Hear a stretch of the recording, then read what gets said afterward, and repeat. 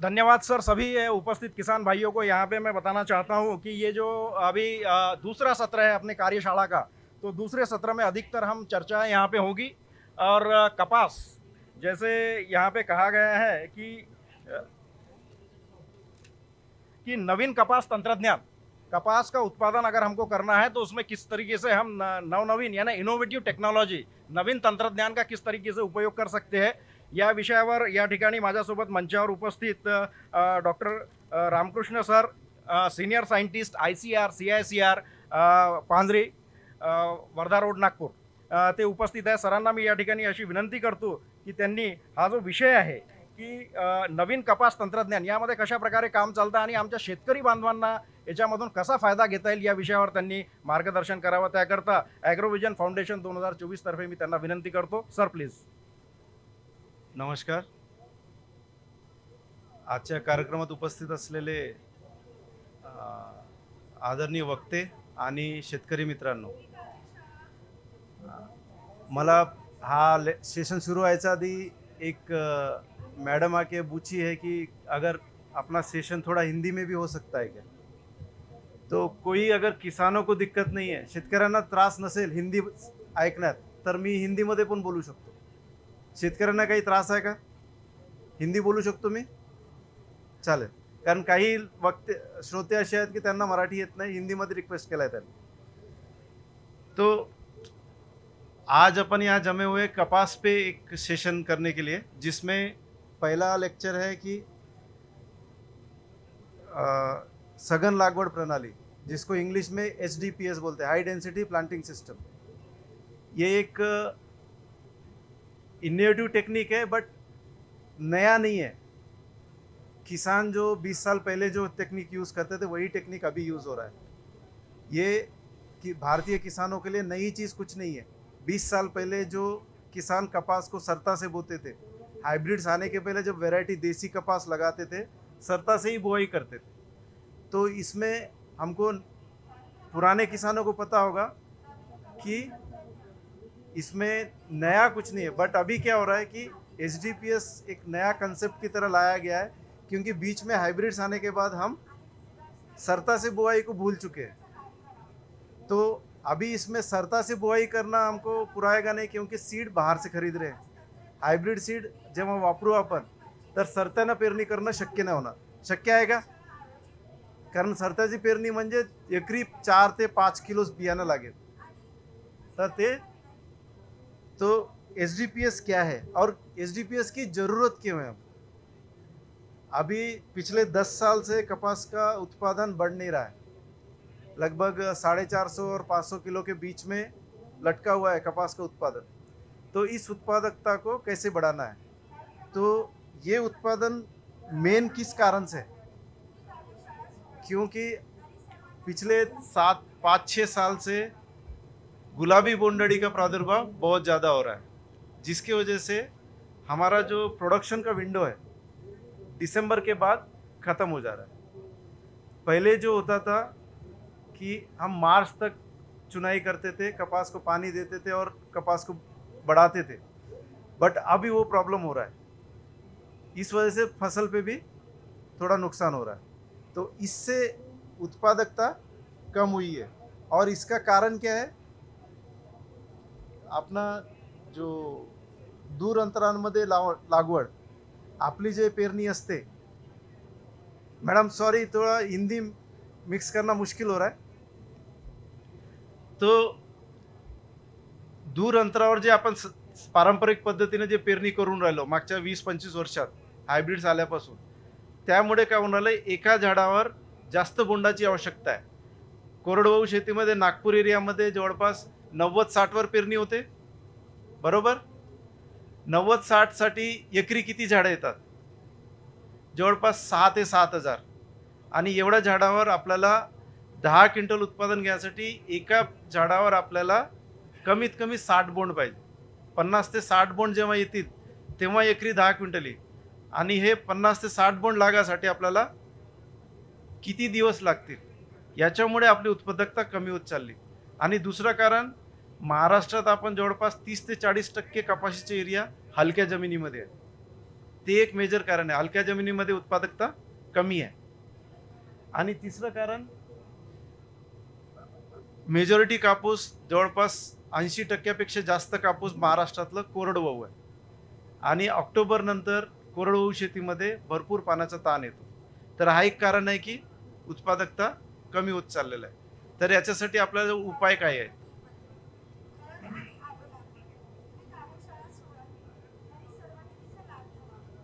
याच्यासाठी आपल्याला उपाय काय करू शकतो? तर हा ग्राफ पहा, मध्य भारताचं पावसाचं एक ग्राफ आहे. याच्यात तुम्ही बघा, जे निळी लाईन आहे हे पावसाचं लाईन आहे.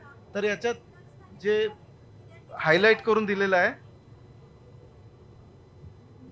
हा निळा पट्टी हा पीक पावसाचा पट्टी आहे. ह्या पट्टीमध्ये आपलं बोल डेव्हलपमेंट आल्या पाहिजे. मात्र काय होणार, पारंपरिक पद्धतीने जे दूर लागवड पद्धत आहे आपली, त्याच्यात बोंड अवस्था जी येतो त्या पावसाचा बाहेर येतो. म्हणून आपल्याला पाण्याच्या ताणाचा प्रभाव पिकाला भरपूर जास्त मिळतो. मात्र तेच आपण SDPS मध्ये कापूस लावलं सघन लागवड पद्धतीमध्ये, तर हा बोल डेव्हलपमेंट स्टेज पावसासोबत कोइन्साइड होतो. त्यामुळे आपल्याला पाण्याचा ताण कपाशीला मिळत नाही आणि कपाशीचे उत्पादन चांगला येतो. तर हा पद्धत लावल्यामुळे फायदे काय आहेत ते इथं लिस्टेड आहेत. मेन म्हणजे पाण्याच्या ताणापासून कापूस वाचतो. दुसरा, ह्या पद्धत वापरल्यामुळे कपाशीची वेचणीमध्ये यांत्रिकीकरण करू शकतो. ते आपण बोलू समोर कसं होऊ शकते. सघन लागवड पद्धतसाठी कोणतेही कपासाचे वाण चालणार नाही. त्याच्यासाठी काही वाण निवडून घेतलेले आहेत. तर आपल्याला याच्यात आवाज येतो माझा? प्रत्येक वाण आपल्याला हायब्रिड्स पर्टिक्युलरली लावू शकत नाही. काही निवडक हायब्रिड्सच याच्यात बसतात जे हलक्या प्रजातीचे आहेत. म्हणजे हलक्या म्हणजे जे लवकर हार्वेस्ट होतात. आणि SDPS हा आम्ही फक्त हलक्या जमिनीसाठीच रिकमेंड करून आलो. भारी जमीनच्या शेतकऱ्यांनी SDPS लावू नये. ज्यांच्याजवळ भारी जमिनी आहेत त्यांनी SDPS वर लक्ष द्यायचं नाही, कारण त्यांची उत्पादकता सध्या तरी व्यवस्थित आहे. तर ह्या पद्धतीसाठी काही कॅरेक्टर्स आहेत. ज्यांची फांद्याची वाढ जास्त झाली नाही पाहिजे, पानांची साईज लहान असल्या पाहिजे. जेव्हा आपण काही ओलिताखाली जे हायब्रिड लावतो, पान खूप मोठे मोठे असतात. पान मोठे असले की शेतकरी समजतात बोंड पण मोठे असेल, असंच असते.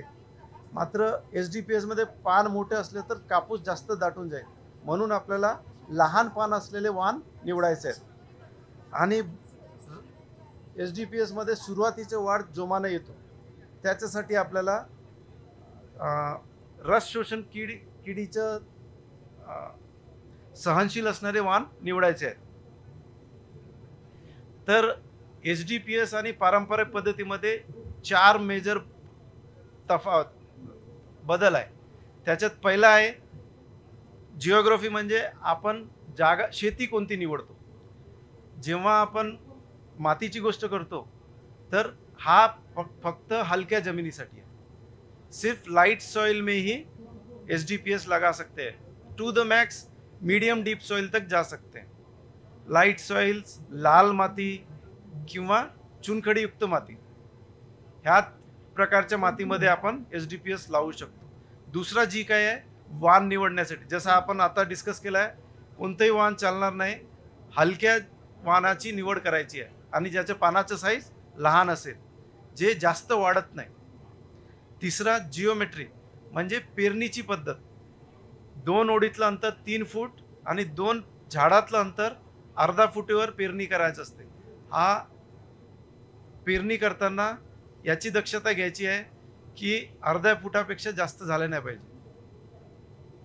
शेतकरी काय होतो की मॅन्युअली सोईंग करताना आपण हाताने पेरणी करतो, तर त्यावेळेस काय होतं, अर्धा फुटाचं 15 सेंटीमीटरचं 20 किंवा 25 सेंटीमीटर सहज होऊन जातो. याच्यावर थोडं लक्ष द्यायचं आहे.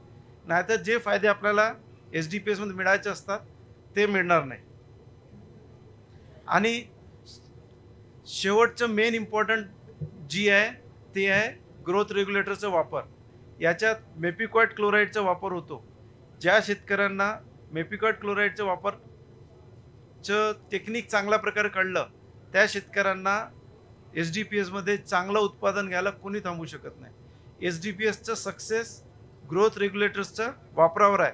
ग्रोथ रेग्युलेटरमध्ये बाजारात भरपूर आहेत, मात्र त्याच्यापैकी फक्त मेपिकॉट क्लोराईडच वापरायचं आहे. मेपिकॉट क्लोराईड बाजारात विविध नावानं येतात. एक चमत्कार आहे घरडा केमिकल्सचं, दुसरं आहे इग्निटस बेयरचं. अशा 2 नावानं बाजारात उपलब्ध आहेत. मेपिकॉट शिवाय दुसरा केमिकल वापरायचं नाही. भरपूरदा शेतकरी काय करतात, झाडाची उंची कमी करायचं म्हणून लिओसिनचा पण वापर करतात.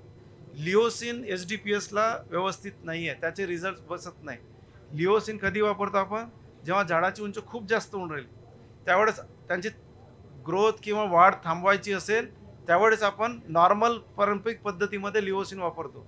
मात्र SDPSमध्ये लिओसिन वापरायचं नाही आहे, फक्त मेपिकॉट क्लोराईडच वापरायचा आहे. तर जसं आपण डिस्कस केलं की हा हलक्या जमिनीमध्ये हा पद्धत आपल्याला लावू शकतो. तर इथं विविध प्रकारच्या मातीचं फोटोज दाखवलेले आहेत, खोली दाखवलेली आहे. याच्यात पहिला आणि दुसऱ्या मातीमध्ये आपण SDPSची शेती करू शकतो. आणि चुनखडीयुक्त माती, ज्यांच्या शेतामध्ये चुनखडी आहे सबसर्फेस लेअरला पण, म्हणजे पहिलं 1 फूट काळी माती आहे त्याच्यानंतर चुनखडीयुक्त लेअर आहे, अशा मातीमध्ये पण आपण SDPSची पेरणी करू शकतो. तर ह्या पेरणीचं गणित काय आहे, आपण काय विचार करून राहिलो की 90-15 मध्ये पेरणी केलं तर काय होईल. 2 ओळीमधलं अंतर 90 सेंटीमीटर आणि 2 झाडातलं अंतर 15 सेंटीमीटर, अर्धा फूट. तर याच्यात ह्या पद्धतीमुळे जवळपास 29,000 झाडं आपल्या एका एकरात बसतात. याच्यासाठी 5 ते 6 पॅकेट बियाणे लागतात. आणि 29,000 झाडापैकी अगर आपण शेतात 25,000 पण झाडं टिकवले आणि एका झाडावर 10 बोंड लागले, 10 बोंड लागासाठी आपल्याला किती दिवस लागतात. ऑगस्ट महिन्यातच 10 बोंड लागतात, ही याची खात्री आहे बरोबर. 10 बोंड लागासाठी किती दिवस लागतात आपल्याला, आणि 60 बोंड लागासाठी किती दिवस लागतात. जवळपास 3 ते 4 दिवसात एक बोंड लागतो, हा ॲव्हरेज आहे. 10 बोंड म्हणजे 30 दिवसात तुमचं 15 सप्टेंबर पर्यंत तुम्हाला 10 बोंड तुमच्या शेतात दिसतील एका झाडावर.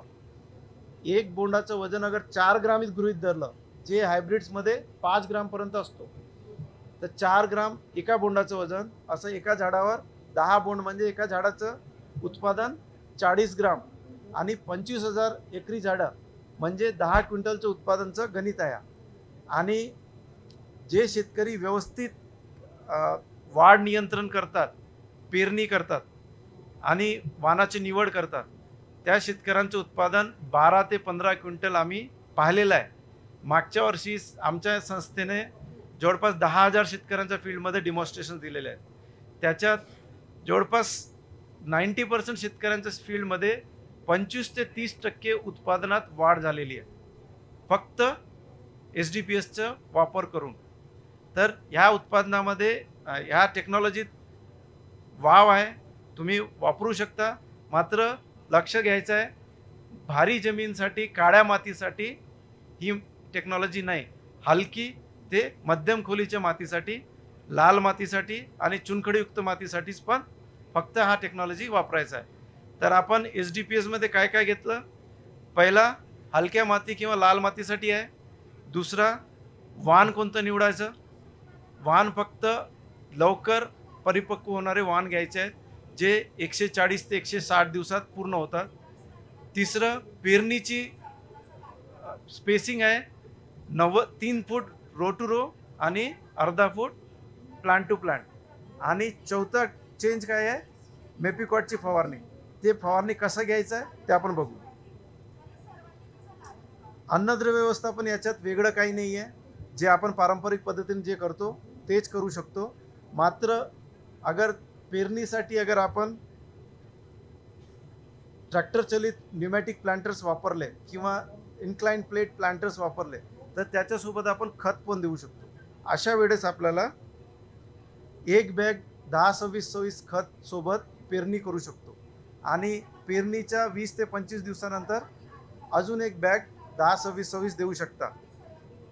आणि युरिया हा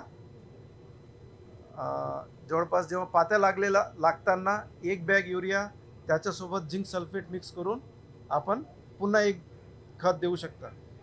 70 दिवसावर जेव्हा बोंड अवस्थेवर असेल, अगर तुमच्याजवळ पावसाची किंवा पाण्याची सोय आहे, पावसाची हजेरी आहे, त्यावेळेस अर्धा बॅग ते एक बॅग युरिया, बोरॉन मिळाला तर बोरॉन 2 किलो प्रति एकर, झिंक सल्फेट 5 किलो, अशा पद्धतीने अगर दिलं तर उत्तम अन्नद्रव्य व्यवस्थापन होईल. झिंक सल्फेट आणि बोरॉन याच्यासाठी सांगत आहे कारण हलक्या जमिनीमध्ये झिंक, सल्फर, बोरॉन याची भरपूर कमतरता आहे. याची कमतरता भरून काढणं आवश्यक आहे आणि फवारणी करून याची कमतरता पूर्ण होणार नाही. आपल्याला मातीमध्ये ते खत देणं आवश्यक आहे जेणेकरून माती सुपीक होईल, कसदार होईल, तर आपल्याला उत्पादन चांगलं मिळेल. तर ऑक्टोबरमध्ये 1 किंवा 2 फवारणी आपण अन्नद्रव्याची जे फवारणी आपण बोलतो ते करू शकतो. 19-19-19 किंवा 13-0-45 ची फवारणी आपण करू शकतो. मात्र एक लक्षात घ्या, कोणतेही फवारणी केला तर त्याचं सिंगल फवारणी करा. त्याच्यात 2-3 रासायनिक कीटकनाशके मिक्स नका करू. कारण तुम्ही रासायनिक कीटकनाशके किंवा टॉनिक्स काही असलं मिक्स केलं तर त्याचे रिझल्ट तुम्हाला मिळणार नाही. त्यामुळे आपल्याला सिंगल स्प्रे घ्यायचा आहे अगर अन्नद्रव्याची फवारणी घेतली तर. हा आहे वाढ व्यवस्थापन, म्हणजे झाडाची वाढ थांबवायची आहे. आपण साधारणतः कपाशीला 6 फूट 7 फूट वाढण्यावर विश्वास ठेवतो. मात्र आपल्याला SDPS मध्ये फक्त 3 फुटावर कापसाला थांबवायचं आहे. म्हणजे याच्यात आपल्याला पेरणीच्या 45 दिवसावर जेव्हा पातं लागतात त्यावेळेस 3 कंडिशन लक्ष द्यायचं आहे. कपाशीचं वय 45 दिवस झालेलं पाहिजे, पात्या लागलेल्या असल्या पाहिजे आणि कपाशीची उंची आपल्याला 1.5 फुटाची म्हणजे गुडघ्यापर्यंत आलेली पाहिजे. हे 3 कंडिशन जेव्हा जुळून येतात, कोणतंही एक नाही, जेव्हा तिन्ही कंडिशन जुळून येतात त्यावेळेस आपल्याला पहिली फवारणी करायची आहे. याच्यापैकी कोणतंही एकही मिसिंग असेल तर आपल्याला पहिली फवारणी घ्यायची नाही आहे. आपल्याला वाट बघायचं आहे. कारण अगर उंची जास्त नाही म्हणजे झाडाची वाढ व्यवस्थित नाही आहे, मग तिथं आपल्याला फवारणीची गरज नाही, वाढ थांबवायची गरज नाही. आपल्याला पात्या लागल्या नाही म्हणजे काहीतरी गडबड आहे, कशाचं तरी ताण पिकाला मिळून राहिलं. मग ते ताण दूर गेल्याशिवाय आपल्याला मेपिकॉटचं दुसरा ताण द्यायचा नाही आहे. वाढ निरोधक म्हणजे काय असतो, आपण एक प्रकारे झाडाला एक मेसेज देतो, एक सिग्नल देतो की वाढ जास्त होऊ नको देऊ, वाढ थांबव. तसं काहीतरी सिग्नल अगर आधीपासूनच मिळाला असेल तर आपल्याला त्याला कंट्रोलमध्ये ठेवायचं. तर दुसरी फवारणी कधी घ्यायची, जेव्हा पहिली फवारणी झाल्यावर 20 दिवसानंतर अगर तुम्हाला वाटते पीक हा थोडं टेक्निकल आहे, मात्र एक शेतकऱ्यांना समजेल असं, म्हणजे अगर तुमचं पीक कमरेपर्यंत येत आलं तर त्यावेळेला तुम्हाला दुसरी फवारणी घ्यायची आहे. पिकाला कोणत्याही परिस्थितीत 3 फुटाच्या वर जाऊ द्यायचं नाही आहे, म्हणजे पहिल्या 60 दिवसामध्ये तर आपल्याला दुसरं फवारणी घ्यायची आहे. मात्र ज्या शेतकऱ्यांनी हलकी वाण लावली आणि हलक्या जमिनीमध्ये पेरणी केलेली आहे त्यांना सहजासहजी म्हणजे नॉर्मल कंडिशनमध्ये दुसरी फवारणीची गरज पडत नाही, पहिली फवारणी पुरेपूर होतो. याच्यावर लक्ष द्या. दुसरी फवारणी फक्त जिथं कापूस जोमात वाढत असतो तिथंच आपल्याला दुसरी फवारणी घ्यायची आहे. आणि तिसरी फवारणी तर ज्यांनी चुकीनं काळ्या मातीमध्ये लावलं असेल कापूस SDPS मध्ये त्यांनाच तिसरी फवारणीची गरज पडेल. हलक्या जमिनीमध्ये तिसरी फवारणीची गरज पडत नाही. मात्र जिथं पाऊस भरपूर जास्त होतो, जसं नागपुरात होतो, इथं कधी कधी काय होतो की वाढीची चान्सेस आहे. ज्यावेळेस तुम्हाला वाटते की कमरेच्या वर कापूस चाललेला आहे त्यावेळेस आपल्याला तिसरी फवारणीची पण गरज पडू शकते. मात्र एकदा पीक 100 दिवसाचं झालं आणि आपल्या पिकामध्ये 10 ते 12 बोंड दिसून राहिले तर आपल्याला कोणतीच फवारणी घ्यायची गरज नाही. अगर पिकाची वाढ होत असेल तर तुम्हाला शेंडी खोडून पण तुम्ही ते वाढ थांबवू शकता, उंची कमी करू शकता. तर शेंडी कशी फक्त नखानं शेंडी खोडायची नाही, वरचा कमीत कमी अर्धा फूट शेंडी कट करायचा आहे, तेव्हाच चांगलं रिझल्ट्स मिळतील. अगर तुम्ही नखानं खोडलं तर तिथं वाढ थांबत नाही, ते बाजूला पुन्हा फांदे येतात आणि वाढ चालू असतो. आपल्याला कमीत कमी 4 गाठी खाली कट करायच्या, मग जेणेकरून पुन्हा वाढ होत नाही. हे लक्षात ठेवा. शेंडी खोडण्याचे प्रकार तुम्ही प्रत्येक आपलं नॉर्मल हायब्रिडमध्ये पण करू शकता. जे पीक 4 फुटाचं वर गेलं आहे तिथं तुम्ही शेंडी खोडू शकता. मात्र तेच आहे, वरचं कमीत कमी अर्धा फूट शेंडी खोडायची असते. आणि शेंडी खोडण्यासाठी हातानं करायचं नाही, भरपूर इंजुरी होईल, कारण कडक असलेलं पाट हातानं तुटत नाही. तर असे सिकेटर्स येतात, किंवा कैची पण वापरू शकता. मजबूत कैची असेल तर कैची वापरून शेंडी खोडणी करू शकता. त्याचे चांगले फायदे मिळतात. याचे फायदे पाहायचे असेल तर तुम्ही CICRचं फील्ड व्हिजिट करा. आज पण आमचं इन्स्टिट्यूट उघडं आहे. अगर कोणी जात असेल तर आम्ही अरेंज करू फील्ड व्हिजिट. तुम्ही शेंडे खोडण्याचे फायदे काय आहेत ते पाहू शकता. मात्र फक्त डिटॉपिंग करायचं नाही, शेंडी नाही करायचं, नखाना नाही काढायचं, काहीतरी अवजार वापरूनच शेंडे खोडायचे आहे. त्याचे फायदे चांगले मिळतील. तर SDPSची पेरणी केल्यामुळे यांत्रिकीद्वारे वेचणी करणं शक्य आहे. मशीनद्वारे वेचणी फक्त SDPSमध्ये शक्य आहे. आपलं जे मशीन आहे ज्यासाठी डेव्हलप केलेलं आहे, हा फक्त 1.5 ते 2 फुटाचं झाडच आतमध्ये घेऊ शकतो. म्हणजे काय, आपली जे फळफांदी आहे 1 फूटच्या वर वाढल्या नाही पाहिजे. मग हा कुठं राहील, फक्त SDPSमध्ये शक्य आहे. कारण तिथं आपण मेपिकॉटची फवारणी करून वाढ थांबवतो. आपल्या पारंपरिक पद्धतीमध्ये फळफांदी किती लांब होतात, 2 फूटच्या 2.5 फूटपर्यंत जातात. मग ते मशीनमध्ये तुटतात आणि वेचणी पूर्ण प्रकारे होणार नाही. म्हणून मशीनद्वारे वेचणी करायची असेल तर SDPS एकच उपाय आहे आपल्याला, हे लक्षात घ्या. आणि मशीनद्वारे वेचणीसाठी फक्त SDPS नाही तर SDPS पेरणीनंतर जेव्हा पीक वेचणीला येईल त्यावेळेस आपल्याला पूर्ण पानाची गळ करून घ्यायला लागतो. त्याच्यासाठी डिफोलियंट्स असतात, त्याची फवारणी करायला लागतो. वेचणीच्या 15 दिवस आधी डिफोलियंटची फवारणी करायची असते. पूर्ण पानं गळून देतात, मग वेचणी करतो. मशीनद्वारे वेचणी करताना भरपूर कचरा येतो. त्याबद्दल आपल्याला वैराडे सर सांगतील की वेचणीमध्ये भरपूर कचरा येतो. अगर जितके जास्त पानं टिकून राहतील तितकं जास्त कचरा येईल. म्हणून आपल्याला पानांना गळून घ्यायचं असते. आणि पानं गळल्यावर मशीननं वेचणी केल्यानंतर जे कापूस आहे त्याच्यात 20% कचरा येतो. ते कचरा दूर करण्यासाठी जिनर्सजवळ प्री क्लिनर्स असणं आवश्यक आहे. म्हणजे हा एक सायकल आहे. SDPS शेती पाहिजे, मशीनद्वारे वेचणी केली पाहिजे, नंतर जिनर्सजवळ ते प्री क्लिनर्स पण पाहिजे. या तिन्ही जेव्हापर्यंत जुळून येणार नाही मशीनद्वारे वेचणी शक्य नाही, हे लक्षात घ्या. तर नागपूर, वर्धा, यवतमाळला मागच्या 2-3 वर्षापासून भरपूर पाऊस येतो. तर ह्या पावसामध्ये कपाशीचं उत्पादनात पण प्रभाव पडून राहिला. झाडाची वाढ होत नाही पाण्यात अतिपावसामुळे.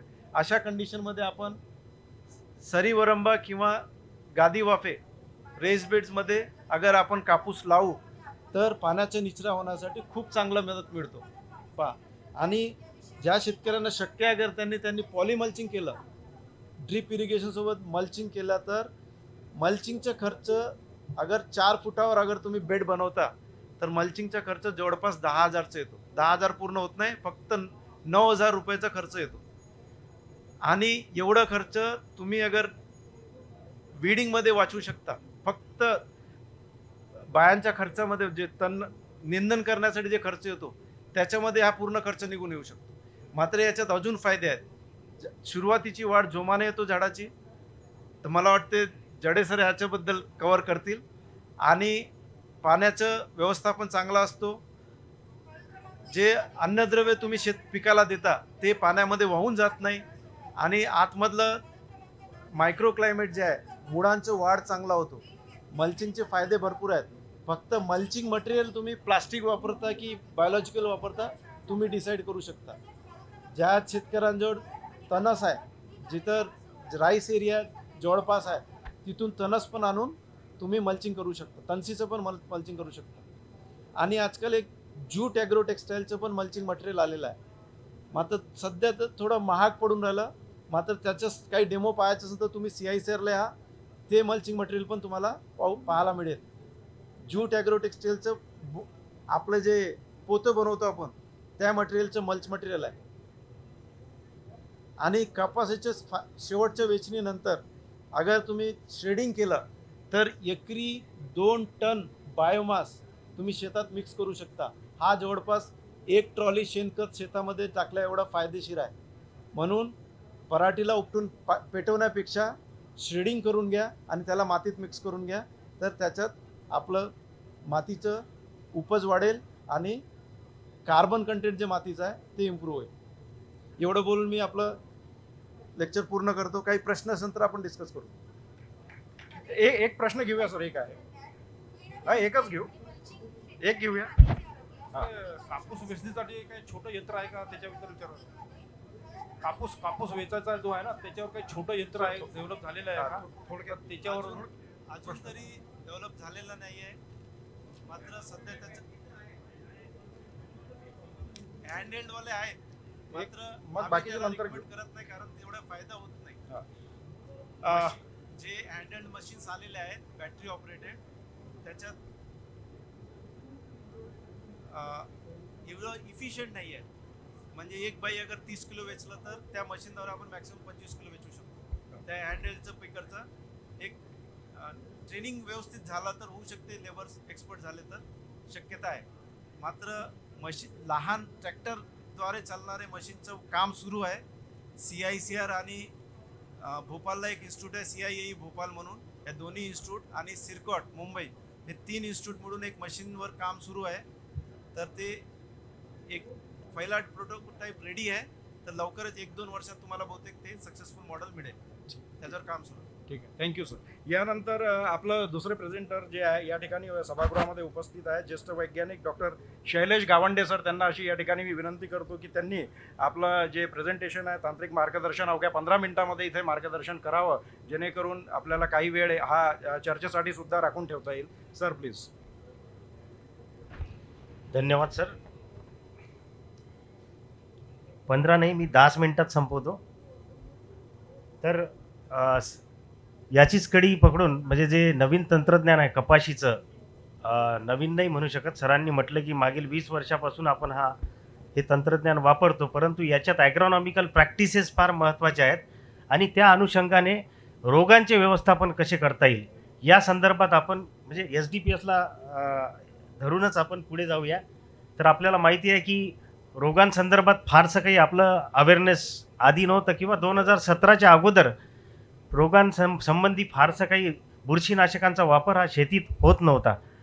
परंतु मागील काही वर्षापासून आपण बघत आहोत की जे सरांनी म्हटलं आहे की बदलते हवामान आपण जे अनुभवत आहोत की कंटिन्युअस जे पावसाचा जो कालावधी आहे आणि बदललेली पीक पद्धती म्हणजे SDPS आपण जे आता तंत्रज्ञान आणत आहोत यामध्ये सरांनी सांगितलं की जसं आपण 29,000 म्हणजे 5-6 हजारावरून आपण 29,000 झाडांची संख्या वाढवत आहोत.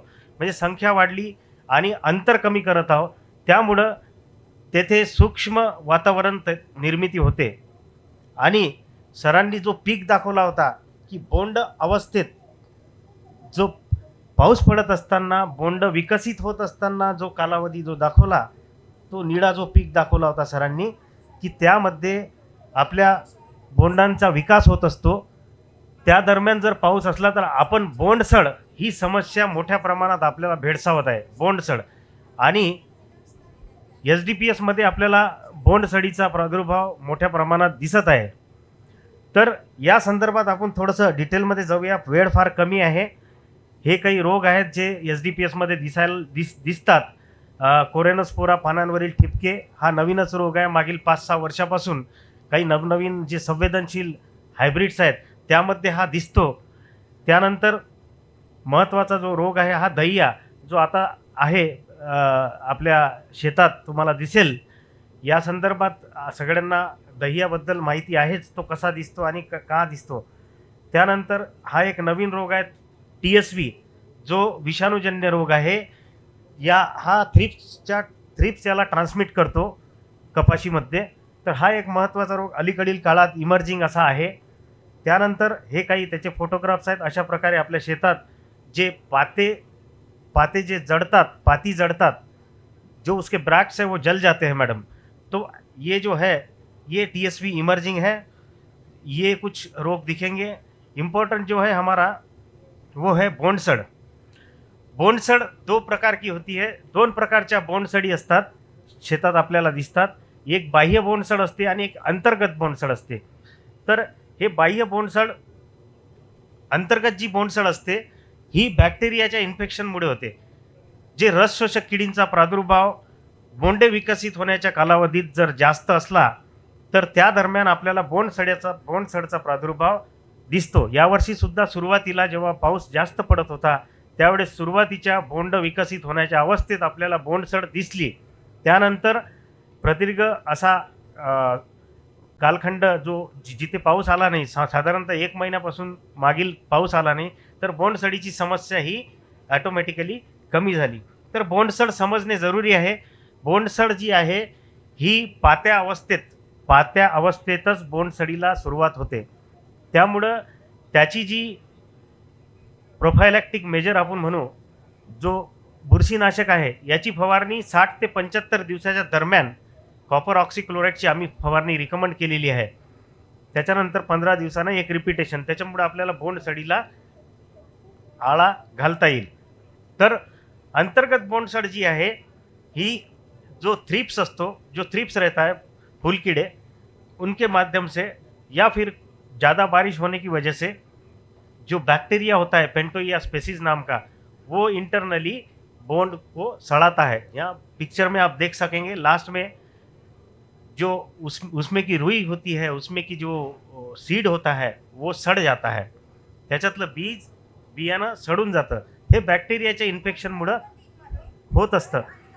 त्यानंतर दुसरा जो विषय आहे हा, आणि काही ढेकूण असतात शेतात, या ढेकुणांच्या माध्यमातून सुद्धा अंतर्गत बोंडसड ही आपल्याला दिसून येते। तर याला कारण काय आहे, तर पावसाळ्यात होणारा संततधार व रिमझिम पाऊस, साधारणतः SDPS मध्ये आपला जो बोंड विकसित होण्याची अवस्था असते ही त्या पावसाळ्यातून जात असते आणि हवेत आर्द्रता भरपूर असते आणि उष्ण व दमट हवामान असते असं। आणि वाऱ्याचा जो वेग आहे सामान्य वाऱ्याच्या वेगापेक्षा जास्त असतो आणि त्या दरम्यानच आपल्याला रस शोषक किडींचा प्रादुर्भाव सुद्धा असतो। हे सगळे जे फॅक्टर्स आहेत हे या आणि संवेदनशील जाती असतात काही, ज्याच्यात पानांची साईज मोठी असते, त्याच्यात सूक्ष्म वातावरण तयार होऊन या बोंडसड आपल्या शेतात निर्माण होते। तर बाह्य बोंडसड म्हणजे जे सुरुवातीला जे बोंड डेव्हलप होतात, जे बोंड विकसित होतात, हे खालच्या म्हणजे झाडाच्या खालच्या बाजूला असतात आणि त्या दरम्यान विविध बुरशींचा प्रादुर्भाव आपल्या शेतात आपल्या बोंडांवर होत असतो। त्यामध्ये साधारणतः जर फोटो तुम्ही बघितली तर अशी बाहेरून बोंडे आपल्याला तिथे बुरशींचा विकास झालेला दिसतो। तर हे बाह्य बोंडसड आणि अशा प्रकारची सुद्धा बोंडसड आपल्याला शेतात दिसू शकते। याचेही कारण जवळपास सारखीच आहे, भरपूर पाऊस आणि हवामानातील अधिक आर्द्रता म्हणजे ह्युमिडिटी। अशा प्रकारे आपण हे 2 बोंडसड मी इथे सांगू इच्छितो। आणि बोंडसड आणि बोंडअळीचा प्रादुर्भाव जर लक्षात घेतला तर जवळपास सारखा प्रादुर्भाव आपल्याला, म्हणजे नुकसान जे आहे हे बोंडसड आणि बोंडअळीमुळं सारखंच नुकसान आपल्याला दिसून येतं। तर यामध्ये जर तुम्ही फरक जर बघितला आपण तर तुम्हाला फरक लक्षात येईल की इथे जे बोंडसडीमध्ये ज्या बिया ज्या आहेत त्या सुजलेल्या असतात आणि सडलेल्या असतात।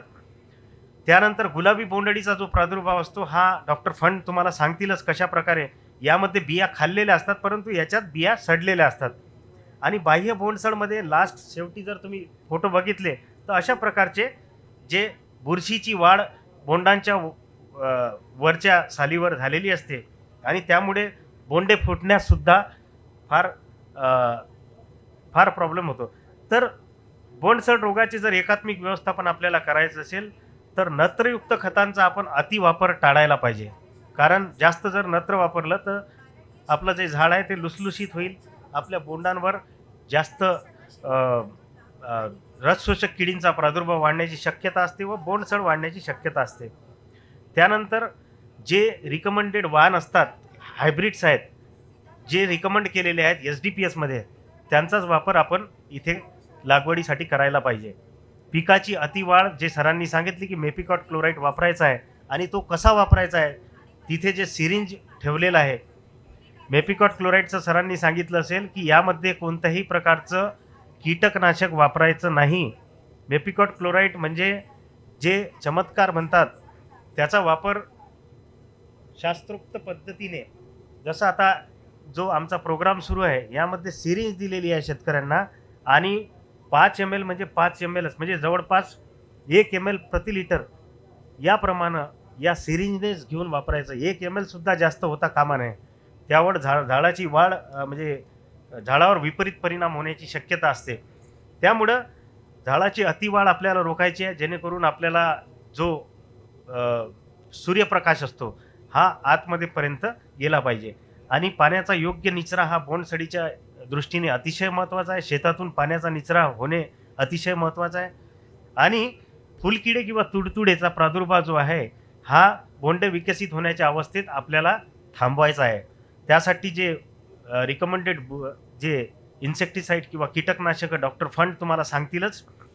तसेच आम्ही CICRने इथे बोंड विकसित होण्याच्या अवस्थेत म्हणजे साधारणतः 60 ते 70 दिवसाच्या विंडो पिरियडमध्ये आपल्याला आंतरिक बोंडसड व्यवस्थापनासाठी सावधगिरीचा उपाय म्हणून कॉपर ऑक्सिक्लोराईडची जी फवारणी आहे, हे रोग प्रतिबंधात्मक फवारणी आपल्याला त्यानंतर 15 दिवसांनी प्रोपिकोनॅझॉल किंवा प्रोपिनेप या फंजीसाईडची फवारणी आपण रिकमेंड करतो. जेणेकरून, कारण बोंडसड एकदा आतमध्ये विकसित झाली तर त्याला बाहेरून फवारणी करून काही फायदा होणार नाही. त्यामुळं सुरुवातीलाच आपल्याला खबरदारी म्हणून या बुरशीनाशकांचा वापर करणे अनिवार्य आहे. तर हे काही बुरशीनाशक इथे आहेत, यांचा सुद्धा वापर आपण इथे करू शकतो. तर एवढं बोलून मला वाटते बोंडसडीविषयी 15 मिनटं झाले असतील साहेब. हां, कोणाचा काही प्रश्न असेल तर मी आपण शेवटी घेऊया. ठीक. धन्यवाद सर. या ठिकाणी डॉक्टर शैलेश गावंडे, वरिष्ठ वैज्ञानिक, यांनी सुंदर अशी माहिती दिलेली आहे. आरोग्याचं व्यवस्थापन आपल्याला कशा प्रकारे करता येईल कापसाचं उत्पादन घेत असताना. यानंतर डॉक्टर बाबासाहेब फंड सरांना मी विनंती करतो की त्यांनी या ठिकाणी आपलं तांत्रिक मार्गदर्शन करावं. सर 15 मिनटं या ठिकाणी मार्गदर्शनासाठी आहेत. धन्यवाद. सगळ्यांना नमस्कार. ॲग्रोव्हिजन फाउंडेशन त्यासोबतच CTCDRA यांच्या माध्यमातून या ठिकाणी आयोजित कापूस पीक परिसंवादामध्ये उपस्थित सर्व तज्ज्ञ मंडळी, त्यासोबतच नागपूर आणि परिसरातनं या ठिकाणी उपस्थित असणारे सर्व कापूस उत्पादक शेतकरी बंधू भगिनींना माझा नमस्कार. आत्तापर्यंत आपण 2 व्याख्यातांना या ठिकाणी ऐकलं आहे की कापूस लागवडीची जी काही सर्वोत्तम पद्धती आहे, ज्याच्यामध्ये नाविन्यपूर्ण पद्धत, जुनी जरी असली तरी नाविन्यपूर्ण पद्धत, ज्याला आपण SDPS म्हणजे सघन पद्धतीने कापूस लागवड, त्यासोबतच कापूस पिकामध्ये असणाऱ्या रोगांच्या समस्या आणि त्याचं व्यवस्थापन याविषयी चर्चा केली. आता आणखी एक महत्त्वाचा विषय आहे, तो म्हणजे कापूस पिकातील कीड व्यवस्थापन. परंतु फक्त किडी कशा आहेत, कशा ओळखाव्यात, त्याच्यावर काय फवारणी करावी या विषयाला डायरेक्ट मी हात घालणार नाही, कारण अनेक चर्चासत्रामधून अशा पद्धतीचे व्याख्यानं आपण देत असतो. बऱ्यापैकी सगळ्यांना किडींची ओळख आहे, काय फवारायचं हेही माहिती आहे. परंतु गरज आहे ती म्हणजे कापूस पीक घेत असताना सर्वोत्तम व्यवस्थापन पद्धती कशा पद्धतीनं आपण अवलंबल्या पाहिजेत. कारण कुठली गोष्ट कधी करायची, कशी करायची की नाही करायची, म्हणजेच डूज आणि डोंट्स ज्याला आपण म्हणतो, त्या पद्धतींचा जर आपल्याला त्या ठिकाणी उहापोह करता आला, गांभीर्यानं आपण त्या गोष्टी जाणून घेता आल्या की एखादी गोष्ट गरज नसताना केली तर काय होतं आणि गरजेच्या वेळी नाही केली तर काय होतं, याविषयी आपण माहिती करू, चर्चा घेऊयात. या ठिकाणी मी 4 फक्त गोष्टींवर या ठिकाणी चर्चा करणार आहे. वेळेचं आपल्याकडे बंधन आहे. एकतर एकात्मिक पद्धतीनं कीड नियंत्रण पद्धतीचा वापर केला पाहिजे. दुसरं म्हणजे शिफारस केलेल्या वेळेनुसार पेरणी असेल किंवा इतर काही गोष्टी असतील, आणि गरजेनुसार कीटकनाशकांचा वापर. या 4 मुद्द्यांवर आपण चर्चा करू. एकतर बऱ्याचदा आपला गैरसमज असतो की पीक लावल्यानंतर पीक शेतात जोपर्यंत उभं आहे, म्हणजे लावणीपासून काढणीपर्यंतच कीड रोगासाठी किंवा पिकाच्या व्यवस्थापनासाठी आपल्याला गरज असते, तर असं नक्कीच नाही. गुलाबी बोंडअळी असेल किंवा काही रोग असतील, काही आणि इतर किडी असतील, त्यांच्यासाठी पीक लावणीपूर्वी असेल, पीक लागल्यानंतर असेल किंवा पीक काढणी पश्चात असेल, अशा तीनही टप्प्यावर वेगवेगळ्या पद्धतींचा अवलंब केला पाहिजे, जेणेकरून कीड रोगाचे अवशेष आणि त्या ठिकाणी सुप्तावस्था नष्ट होत जातील. म्हणून आपल्याला कधीही फक्त हंगामापुरतं लक्ष केंद्रित करून चालणार नाही. Not only during season but also pre season end post season. इसका मतलब ये है कि जब फसल का सीज़न शुरू है उस दौरान हम तो बहुत सारे लोग करते हैं, परंतु फसल उगाने से पूर्व और फसल निकालने के बाद भी कुछ ऐसी व्यवस्थापन की रणनीतियाँ होती है जिसे हमें अवलंब करना चाहिए गुलाबी सुंडी जैसे हानिकारक कीट का नियंत्रण करने के लिए. मैं ये स्लाइड पे आप देख सकते हैं. सबसे पहले गुलाबी सुंडी हो या कोई भी कीट रोग का व्यवस्थापन हो, उसमें बेस्ट मैनेजमेंट प्रैक्टिस में आप जाओगे तो एग्रोनॉमी की प्रैक्टिस है टाइमली सोइंग, यानी कि जिस समय पर बुआई की सिफारिश है उसी समय पर बुआई करना. आप बोलेंगे ये तो एग्रोनॉमिक प्रैक्टिस है, इसका क्रॉप पेस्ट और डिसीज़ मैनेजमेंट से क्या ताल्लुक है? सबसे ज़्यादा यदि पेस्ट और डिसीज़ मैनेजमेंट की स्ट्रैटेजी जुड़ी होगी तो वो मैनेजमेंट यानी कि एग्रोनॉमी से होती है. हम बोलते हैं कि हमें पूर्व हंगामी कपास उगाना नहीं चाहिए. इसका मतलब ये है कि समय पे बुआई करनी चाहिए. क्यों पूर्व हंगामी नहीं करना चाहिए गुलाबी सुंडी का व्यवस्थापन करने के लिए? आप सबको विदित है, गुलाबी सुंडी एकमेव अशी अळी आहे कापसावरची बोंडअळी की इतर दोन अळ्यांच्या तुलनेत ती एक पीक भक्षी आहे. शेतामध्ये तुम्हाला गुलाबी बोंडअळीचा प्रादुर्भाव हा फार कमी प्रमाणात आढळेल. इतर पिकावर तो फक्त आणि फक्त कापसावर आढळतो. परंतु इतर ज्या दोन बोंडअळ्या येत होत्या नॉन बीटी कापसावर, ज्याच्यामध्ये हिरवी अळी असेल किंवा ठिपक्याची अळी असेल, त्यांना पर्यायी पिकं असतात. म्हणून अशा किडीच्या व्यवस्थापनासाठी पूर्व हंगामी लागवड जर केली तर एक पीक भक्षी असल्यानं सातत्यानं होणारा खाद्यपुरवठा आणि या किडीला सुप्तावस्थेत जाण्यासाठी किंवा त्या अवस्था नष्ट होण्यासाठी जो पीक विरहित कालावधी हवा असतो तो मिळत नाही. म्हणून वेळेमध्ये पेरणी. आपल्या महाराष्ट्राचा विचार केला, मध्य भारताचा विचार केला, ज्यामध्ये मध्य प्रदेश असेल, गुजरात असेल, या भागाचा समावेश होतो. आपल्याला जूनच्या पहिल्या ते दुसऱ्या आठवड्याच्या दरम्यानच पेरणी करणं गरजेचं आहे. पूर्व हंगामी पेरणी केली तर जुलैमध्येच आपली कपाशी पात्यावर येते आणि सुप्तावस्थेतनं निघालेले जे पतंग आहेत बोंडअळीचे, त्या पात्यावर अंडी घालून आपला जीवनक्रम सुरू करतात. कालांतराने ज्यांनी हंगामी लागवड केली शिफारसीत वेळेत, त्यांची पराठी पात्यावर येते ऑगस्टमध्ये किंवा ऑगस्ट एंडच्या दरम्यान. त्यावेळी तो पुढची पिढी त्यावर स्थलांतरित होते आणि हे चक्र अविरतपणे सुरू होत राहतं. म्हणून शिफारसीत वेळेत पेरणी करणं अत्यंत गरजेचं आहे. पूर्व हंगामी लागवड नाही करायची, हा त्यामागचा उद्देश, ज्याला म्हणतात best management practice for cotton, कीड रोगाच्या नियंत्रणाच्या दृष्टीनं. त्याच्यानंतर मगाशी माझे सहकारी गावंडे साहेबांनी सांगितलं की नत्रयुक्त खतांचा संतुलित वापर केला पाहिजे. रोगा इतकंच महत्त्व त्या ठिकाणी रसशोषक किडींच्या दृष्टीनं सुद्धा आहे. आपल्याला माहीत असेल की युरियामध्ये नायट्रोजन असतं आणि नायट्रोजनचंच कन्व्हर्जन हे प्रोटीनमध्ये होत असतं शरीरामध्ये वनस्पतीच्या, आणि त्यामुळे रसरशीतपणा जो येतो शाकीय वाढीच्या कालावधीमध्ये पिकामध्ये, तो तुमच्या रसशोषक किडींना आकृष्ट करतो आणि जास्तीत जास्त रसशोषक किडीचा प्रादुर्भाव त्या ठिकाणी होत असतो. म्हणून ज्याही शिफारस केलेल्या नत्रयुक्त खताची जी मात्रा आहे, मग आपली ओलिता खाली असेल तर त्या दृष्टीनं केलं पाहिजे, कोरडवाहू असेल तर त्या दृष्टीनं आपल्याला जी रिकमेंडेशन आहे तेच केलं पाहिजे. आणि कधी कधी सलग पाऊस लागल्यानंतर पराठीची वाढी थोडी खुंटलेली असते, अशावेळी पाऊस उघडल्यानंतर आपण टॉप ड्रेसिंग करतो, म्हणजे वर खताची मात्रा देतो, युरिया असेल किंवा DAPची असेल जी काही, तर त्यावेळी तो देत असताना जर नीम कोटेड युरिया वापरला तर जेणेकरून स्लो रिलीज, आपल्याला माहिती आहे नत्र जे आहे ते व्होलॅटाईल आहे, लवकर उडून जातं किंवा पाण्यामध्ये विरघळून त्याचं लिचिंग लॉसेस जास्त होतात. अशावेळी नीम कोटेड युरियाची जर मात्रा वापरली तर स्लो रिलीज फॉर्म्युलेशनमुळे त्याची लागू पडते, पिकाची वाढ चांगली होते. रसशोषक किडी असतील किंवा गावंडे साहेबांनी सांगितल्याप्रमाणे कुठल्याही रोगाची जी काही प्रॉब्लेम असतील ते आपण त्या ठिकाणी टाळू शकतो. त्याच्यानंतर गरजेनुसार कीटकनाशकांचा वापर. बऱ्याचदा आपल्या शेतकऱ्यांमध्ये एक चढाओढ असते, अनामिक स्पर्धा असते. शेजाऱ्यानं जर शेतात पाठीवर पंप घेतलेला दिसला की आपण लगेच दुकानामध्ये धाव घेतो. आपण शेतात जाऊन बघत नाही आपल्या की किडीची संख्या आहे का, रोगाची गरज आहे, त्या दिवसां प्रादुर्भावाची पातळी आहे का. आपण फक्त शेजाऱ्याने मारतोय मग आपल्यालाही मारलं पाहिजे, काहीतरी गडबड होईल, आपल्या पिकावर त्या ठिकाणी रोग येईल, या भावनेतनं आता जाणं गरजेचं नाही. पीक साक्षरता या ठिकाणी आता लिहिता वाचता येणं हा साक्षरतेचा काळ गेला.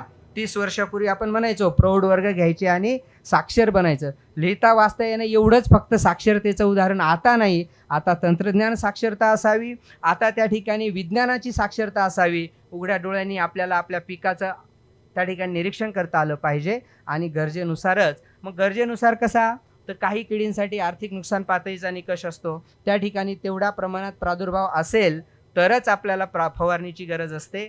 दुसरं म्हणजे लेबल क्लेम, अत्यंत संवेदनशील मुद्दा. आपल्याकडं यवतमाळमध्ये किंवा परिसरामध्ये 2017-18चा जर आपण अनुभव घेतला तर त्या ठिकाणी विषबाधेच्या अनेक गोष्टी घडल्या होत्या. त्यामध्ये अनेक कीटकनाशकं एकाच पंपामध्ये टँक मिक्सिंग करणं असेल, एखाद्या पिकामध्ये एखाद्या किडीसाठी शिफारस नसताना ते कीटकनाशक त्या ठिकाणी वापरणं असेल, अशा अनेक गोष्टींचा समावेश होता. म्हणून या पद्धती आपल्याला टाळल्या पाहिजेत, या खऱ्या अर्थानं मला सांगावंसं वाटतं. म्हणून मी मुद्दाम हा विषय या ठिकाणी घेतलेला आहे. तर याच्यामध्ये तुम्ही एक बघू शकता, बऱ्याचदा बीटी कापूस आपण लावत असताना एक गोष्ट लक्षात घ्या, आपलं बियाणं हे कंपनीकडनं बीज प्रक्रिया केलेलं असतं. म्हणून 25-30 सुरुवातीला 35-40 दिवसापर्यंत रसशोषक किडी येत नव्हत्या, पण आता त्या गोष्टीला 20-20, 22-22 वर्ष झाली. त्यामुळे आता 20-25 दिवसातच थोड्याफार प्रमाणात रसशोषक किडी येतात. परंतु पहिल्या 20-25 दिवसापर्यंत तरी आपल्याला काळजी करण्याचं कारण नाही. म्हणजेच सुरुवातीच्या अवस्थेमध्ये लगेच फवारणीची चिंता करू नका. दुसरी गोष्ट, इमिडाक्लोप्रिड आणि थायोमेथक्झाम यांची जर बीज प्रक्रिया केलेली आहे तर तीच कीटकनाशकं 60 दिवसाच्या आत पुन्हा वापरू नका फवारणीसाठी, जेणेकरून तुमच्या पिकामध्ये किडीला प्रतिकार क्षमता विकसित व्हायला चालना मिळणार नाही. यालाच सर्वोत्तम व्यवस्थापन पद्धती म्हणतात. काय करावं काय करू नये हेच मी सांगण्यासाठी या ठिकाणी आलेलो आहे. वेगळं बाकी सगळं तुम्हाला माहिती आहे, कोणतं औषध तुमच्या गावामध्ये दुकानात मिळतं, काय करायचं, कसं फवारायचं, परंतु कशा पद्धतीनं कधी गरज आहे आणि कधी नाही याचा आपल्याला आता कळतंय पण वळत नाही, अशी बऱ्याचदा भावना असते. आपल्याला त्यातनं आता बाहेर येणं गरजेचं आहे. आणि या मित्रकिडीसुद्धा त्यामुळे आपल्याला त्या ठिकाणी त्यांचं संवर्धन करता येईल, सुरुवातीच्या काळात जर जास्त रासायनिक फवारणी केल्या नाही तर. त्याच्यानंतर आणखी अतिशय महत्त्वाची स्ट्रॅटेजी आहे केंद्रीय कापूस संशोधन संस्थेची, की पीक तुमचं 120 दिवसाच्या कमी वयाचं असेल तोपर्यंत पायरेथ्रॉइड गटातील कुठल्याही कीटकनाशकाची फवारणी शिफारस नाही. त्याचं कारण आहे पांढरी माशी, तुडतुडे, थ्रिप्स या रसशोषक किडींमुळे मोठ्या प्रमाणात नुकसान होऊ शकतं. कारण या कीटकनाशकांमध्ये त्या किडींमध्ये प्रतिकारक क्षमता आणि त्यांचं रिसर्जन्स किंवा उद्रेक घडवण्याची क्षमता आहे. म्हणून लक्षात घ्या, बऱ्याचदा शेतकरी प्रोफेक्स सुपर कीटकनाशक मारतात, जे कॉम्बिनेशन आहे प्रोफेनोफॉस आणि सायपरमेथ्रिनचं, आणि सायपरमेथ्रिन हा तुमचा पायरेथ्रॉइड घटक आहे. म्हणून 100-120 दिवसाच्या आत प्रोफेक्स सुपरसुद्धा वापरायचं नाही, जेणेकरून तुम्हाला बाकीच्या गोष्टींचा त्या ठिकाणी प्रॉब्लेम होणार नाही. मग या ठिकाणी मी मगाशी बोललो गरजेवर आधारित कीटकनाशकांचा वापर करायचा आहे आपल्याला, तर त्यामध्ये किडीच्या संख्येनुसार आणि प्रादुर्भाव श्रेणीनुसार त्या ठिकाणी आर्थिक नुकसान पातळी असतात वेगवेगळ्या किडींसाठी. आपण या ठिकाणी पाहू शकता, तुडतुड्यासाठी 2 प्रौढ किंवा पिले प्रतिपान जर असतील किंवा 5% किंवा त्यापेक्षा 25% प्रादुर्भावग्रस्त झाडे श्रेणी नंबर 2 मध्ये असतील. श्रेणी नंबर 2 अशी आहे, 1 नंबर श्रेणी म्हणजे दृश्य स्वरूपात प्रादुर्भाव दिसत नाही. 2 नंबर श्रेणीमध्ये तुम्हाला पानं खालच्या बाजूने वळलेली दिसतील, पानाच्या कडा पिवळसर तांबूस व्हायला लागतील. श्रेणी नंबर 3 मध्ये जास्तीत जास्त झाड प्रादुर्भावग्रस्त असेल. 4 मध्ये दुरून अंतरावरून सुद्धा तुम्ही ते प्रादुर्भावग्रस्त झाड ओळखू शकता. अशा पद्धतीनं जर प्रादुर्भाव असेल तरच आपल्याला त्या ठिकाणी शिफारस केलेल्या कीटकनाशकांची फवारणी करायची. त्याच्यानंतर गुलाबी बोंडळीच्या दृष्टीनं अत्यंत महत्त्वाची गोष्ट आहे, मी मगाशीच बोललो, गुलाबी बोंडळी पात्या लागल्याशिवाय येत नाही. साधारणतः 40 दिवसाच्या पुढेच कपाशीला पात्या लागतात. म्हणून 40-45 दिवसाच्या पिकामध्ये एकरी 2 कामगंध सापळे उभारायचे आणि त्यात अडकलेल्या पतंगाच्या संख्येच्या आधारे फवारणीचा निर्णय घ्यायचा आहे. सापळे लावले म्हणजे फक्त नियंत्रण होतं असं नाही. सापळे हे निर्णय घेण्याचं साधन आहे, ना की नियंत्रणाचं साधन. 2 सापळ्यांनी कधीही गुलाबी बोंडळीचं नियंत्रण होणं शक्य नाही. यामध्ये अडकणारे पतंग 7 ते 8 पतंग जर असतील सलग 2 ते 3 दिवस, तर असं समजायचं की पुढच्या 8 दिवसाच्या आत फवारणी घ्यायची. त्याचं कारणसुद्धा असंच आहे की नर पतंग याच्यामध्ये अडकतात, मादी मात्र बाहेर असते आणि सगळेच नर पतंग यात अडकत नाही, उरलेले बाहेर आहेत. बाहेर पतंग पडल्यानंतर ते नर-मादी मिलन 2 ते 3 दिवसात होतं. 4 दिवसामध्ये अंडी उबून अळ्या बाहेर पडतात. बाहेर पडलेल्या अळ्या लगेचच म्हणजे 4-5 तासाच्या आतच बोंड किंवा फुलामध्ये जातात. एकदा बोंडात घुसलेली अळी तुम्ही त्या द्रावणामध्ये जरी बुडून ठेवलं बोंड कीटकनाशकाच्या तासनतास तरी फायदा होत नाही. आणि म्हणून या ठिकाणी निर्णय कधी घ्यायचा येस ऑर नोमध्ये, माझ्या शेतात कीड आहे की नाही आहे, आहे तर ती किती आहे, आहे तर मग मला फवारणीची गरज आहे की नाही, आणि आहे तर मी काय फवारायचं. या सगळ्या प्रश्नांची उत्तरं देतात हे 2 कामगंध सापळे. गैरसमज करू नका की फक्त या 2 सापळ्यामार्फत नियंत्रण होतं असं नाही. त्यासाठी सापळ्यांची संख्या 40च्या वर पाहिजे एकरी. किंवा आता नवीन आलेलं जे मिलन व्यत्यय तंत्रज्ञान आहे त्याचा वापर तो थोडासा याचा ॲडव्हान्स स्टेज आहे. परंतु फक्त 2 सापळे लावून कधीच नियंत्रण होणार नाही. फक्त तुम्हाला त्याचा निर्णय घेता येईल की कीड आहे की नाही आणि आपल्याला फवारणीची गरज आहे की नाही. त्यानंतर जसजसं पुढे शेतामध्ये हिरवी बोंड तयार व्हायला लागतील त्यावेळी अनिश्चित स्वरूपात 10 बोंड 20 बोंड एकरातनं काढा, फोडून बघा. 10%पेक्षा जास्त प्रादुर्भाव त्यामध्ये असेल कीडग्रस्त बोंडांचा तर मात्र आपल्याला शिफारस केलेल्या कीटकनाशकांची फवारणी करायची. लेबल क्लेमबद्दल मी मगाशी बोललो. या चित्रात दाखवल्याप्रमाणे ज्या पिकात शिफारस नाही त्या पिकामध्ये वापर करणं हे गैर आहे. लेबल क्लेमचा अर्थ असा असतो कोणत्या पिकामध्ये शिफारस आहे, किती कोणत्या किडीच्या किंवा रोगाच्या नियंत्रणासाठी शिफारस आहे आणि किती मात्रेमध्ये म्हणजे डोस त्याचा किती वापरायचा. या 3ही गोष्टींचा गांभीर्यानं विचार करा, नाहीतर आपल्यावर ही वेळ येऊ शकते. आणि हे कुठल्याही पुस्तकातनं मी आणलेलं नाही. तर या ठिकाणी तुम्ही बघा हे जे कीटकनाशक आहे येलो लेबल असणारं, मला 5 मिनिट दिले तर बरं होईल कारण महत्त्वाच्या मुद्द्याला मी इथं हात घालतोय. हो फास्ट घेणार आहे परंतु इथं बसणाऱ्या लोकही अपेक्षा ठेवून आलेली आहेत. हा मुद्दा मला 5 मिनिटासाठी दिला तर थोडं बरं होईल. याच्यामध्ये तुम्ही बघा लेबल क्लेम म्हणजे काय की त्या मागच्या लेबलवर लिहिलं आहे ऊसामध्ये लागणारी हुमणी अळीच्या नियंत्रणासाठी हे औषध वापरा. चेतावणी दिली याच्या व्यतिरिक्त कोणत्याच पिकात कोणत्याच किडीसाठी वापरू नका. आपण यवतमाळमध्ये कापसामध्ये बोंडअळीसाठी वापरलं. त्याचाच अर्थ असा आहे की ऊसामध्ये हुमणी अळी मातीत असते, ती मुळ्या खाते पिकाच्या, त्या ठिकाणी ड्रेंचिंग करणं गरजेचं होतं. ज्या ठिकाणी फवारलं गेलं अतिविषारी औषध फवारताना नाकातोंडात त्याचे विष जाऊ शकतात. विषबाधेच्या जास्त शक्यता असते जे ड्रेंचिंगच्या माध्यमातून नसते किंवा कमीत कमी असते. हे गोष्ट आपल्याला या ठिकाणी लक्षात घ्यायची. दुसरंच उदाहरण मी पुन्हा दाखवेल जे जिथं जागतं उदाहरण आहे पुस्तकातलं नाही. या द्राक्ष बागांमध्ये नाशिकला न्यूऑन नावाचं कीटकनाशक फवारलं गेलं ज्याच्यामध्ये डायक्लोरव्हास घटक आहे.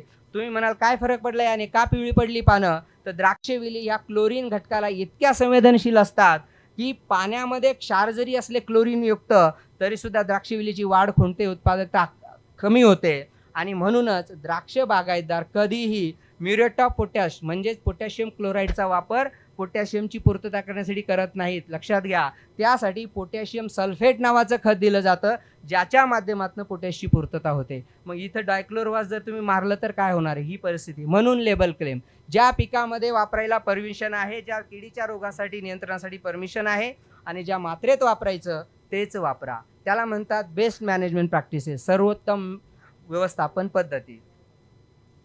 या गोष्टी मी जास्त सांगत नाही, तुम्हाला माहिती आहे नाकातोंडात जाऊ नये म्हणून काय केलं पाहिजे, अंगभर कपडे असावेत, या सगळ्या गोष्टी. त्यानंतर या रसशोषक किडींच्या नियंत्रणासाठी कपाशीच्या वाढीच्या अवस्थेनुरूप आपल्याला त्या ठिकाणी वेगवेगळ्या कीटनाशकांची शिफारस आहे. त्यासोबतच वेळेचा अभाव असल्यामुळे मी जास्त बोलत नाही, परंतु बोंडअळीसाठी या वेगवेगळ्या कीटकनाशकांची शिफारस त्या ठिकाणी आहे.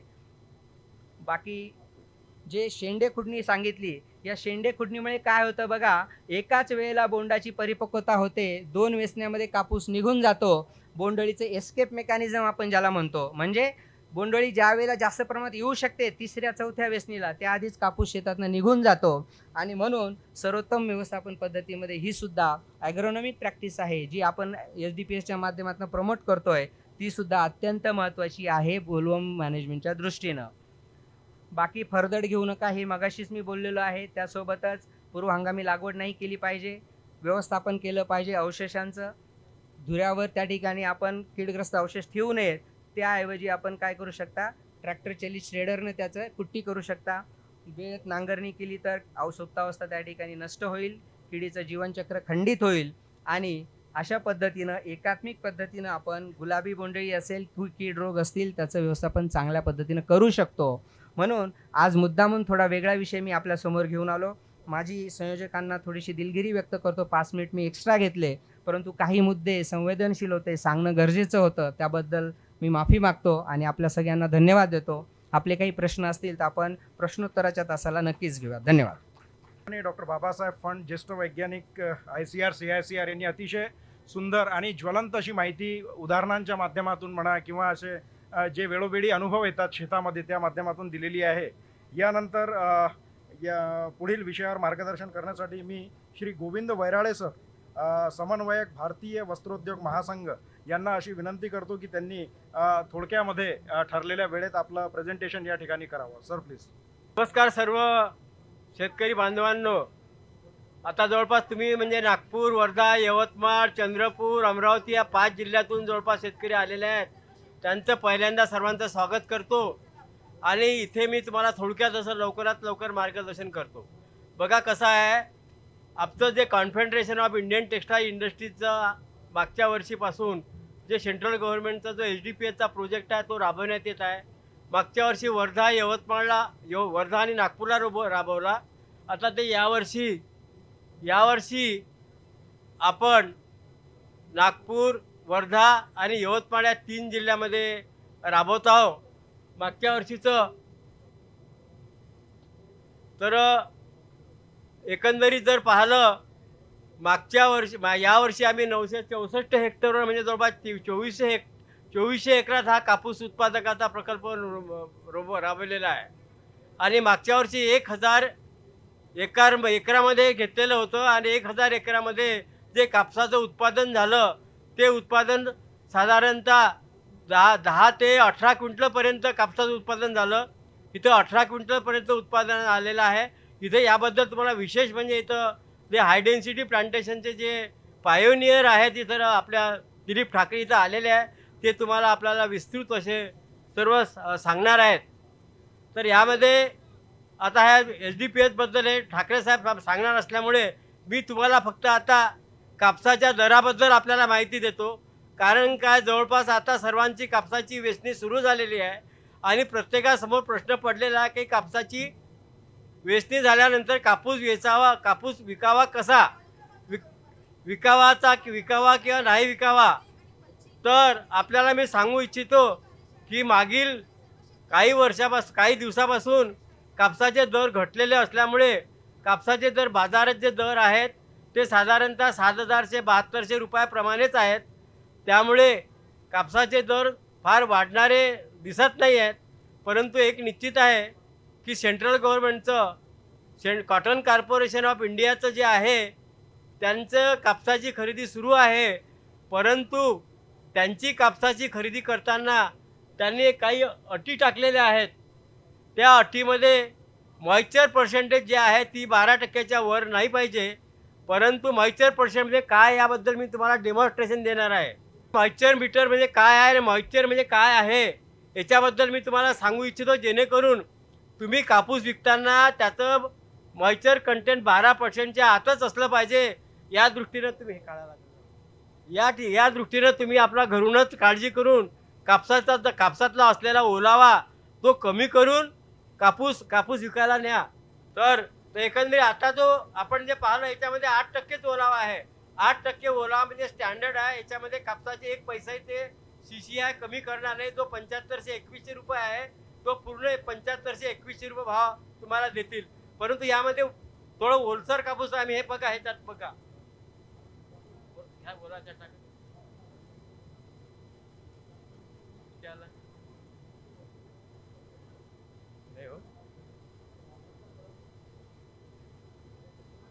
तर याच्यामध्ये जे ओलावा आहे म्हणजे कापसात थोडं पाणी टाकलं तर याच्यामध्ये 9%, 10% ओलावा आलेला आहे.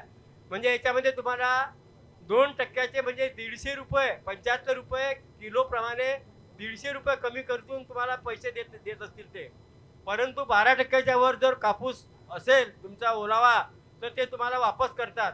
आजच्या ॲग्रोवनमध्ये सुद्धा मीच मागणी केलेली आहे की कापसाचा ओलावा जसा सोयाबीनला 15%चा तुम्ही लिमिट दिलेली आहे त्याप्रमाणे कापसाला सुद्धा 15%ची लिमिट द्यावी, जेणेकरून शेतकऱ्यांचं कापूस उत्पादकाचं जे आहे ते नुकसान होणार नाही.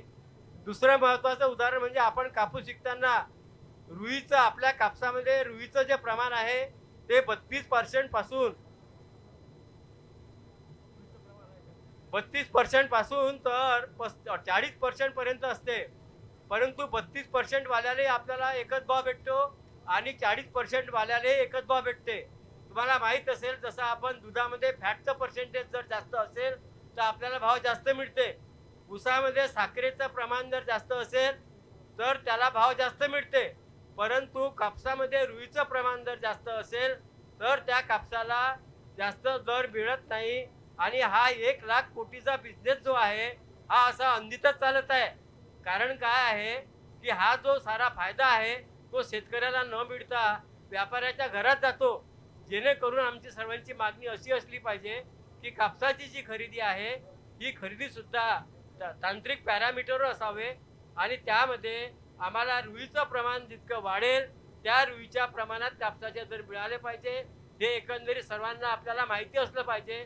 म्हणून मी आपल्याला या प्रसंगी आपल्याला सर्वांना सांगत आहोत, जेणेकरून आपल्याची सर्वांची एक माहिती होईल आणि आपण ह्या गोष्टीला उचलून धराल. जे शेतकरी संघटना असेल किंवा कुठले आपले नेते असतील त्यांना सांगू शकाल की आमचे दर ऊसाप्रमाणे किंवा दुधाप्रमाणे असले पाहिजे, जेणेकरून आपल्याला शेतकऱ्याचं होणारे जे नुकसान आहे ते नुकसान होणार नाही. याच्यामध्ये मला एवढंच फक्त सांगायचं आहे आणि वेळ कमी असल्यामुळे मी माझं 2 शब्द आटपतो आणि याबद्दल तुम्हाला काही प्रश्न असतील तर आपल्याला नंतर घेता येतील. थँक्यू. धन्यवाद सर. या ठिकाणी अतिशय सुंदर असं डेमॉन्स्ट्रेशन वैराळे सरांनी या ठिकाणी आपल्या सगळ्या शेतकरी बांधवांना दाखवलेलं आहे. आणि निश्चितच कापसाचं उत्पादन घेत असताना त्यामध्ये आपली फसगत होऊ नये आणि आपल्या मालाला योग्य असा भाव मिळावा हा उद्देश त्याच्यामध्ये असतो. हे डेमॉन्स्ट्रेशन या ठिकाणी आपल्या सगळ्यांना समजलं असेल अशी आशा करतो. आणि यानंतर सभागृहामध्ये उपस्थित आमचे तज्ज्ञ वरिष्ठ शास्त्रज्ञ डॉक्टर बाळकृष्ण जाडे सर या ठिकाणी उपस्थित आहेत. सरांना मी अशी विनंती करतो की त्यांनी व्यासपीठावर येऊन उपस्थित शेतकरी बांधवांना मार्गदर्शन करावं. Sir please. मार्क्ससाठी तुमचे पाठीमागे लोक पाहिजे ना. मित्रांनो, सर्वप्रथम मी आपणा सर्वांचं ह्या कापूस कार्यशाळेमध्ये हार्दिक स्वागत करतो. आणि महाराष्ट्रातल्या 2 महत्त्वाची जी पिकं जी आहेत, जे 140 लाख हेक्टर क्षेत्रापैकी 45 ते 46 लाख हेक्टर क्षेत्र सोयाबीनचं असतं आणि तेवढंच क्षेत्र जवळपास आपल्या कापसाचं असतं. म्हणून हे 2 पिकं महाराष्ट्राच्या दृष्टीने फार महत्त्वाची पिकं आहेत. आणि त्या पिकावरती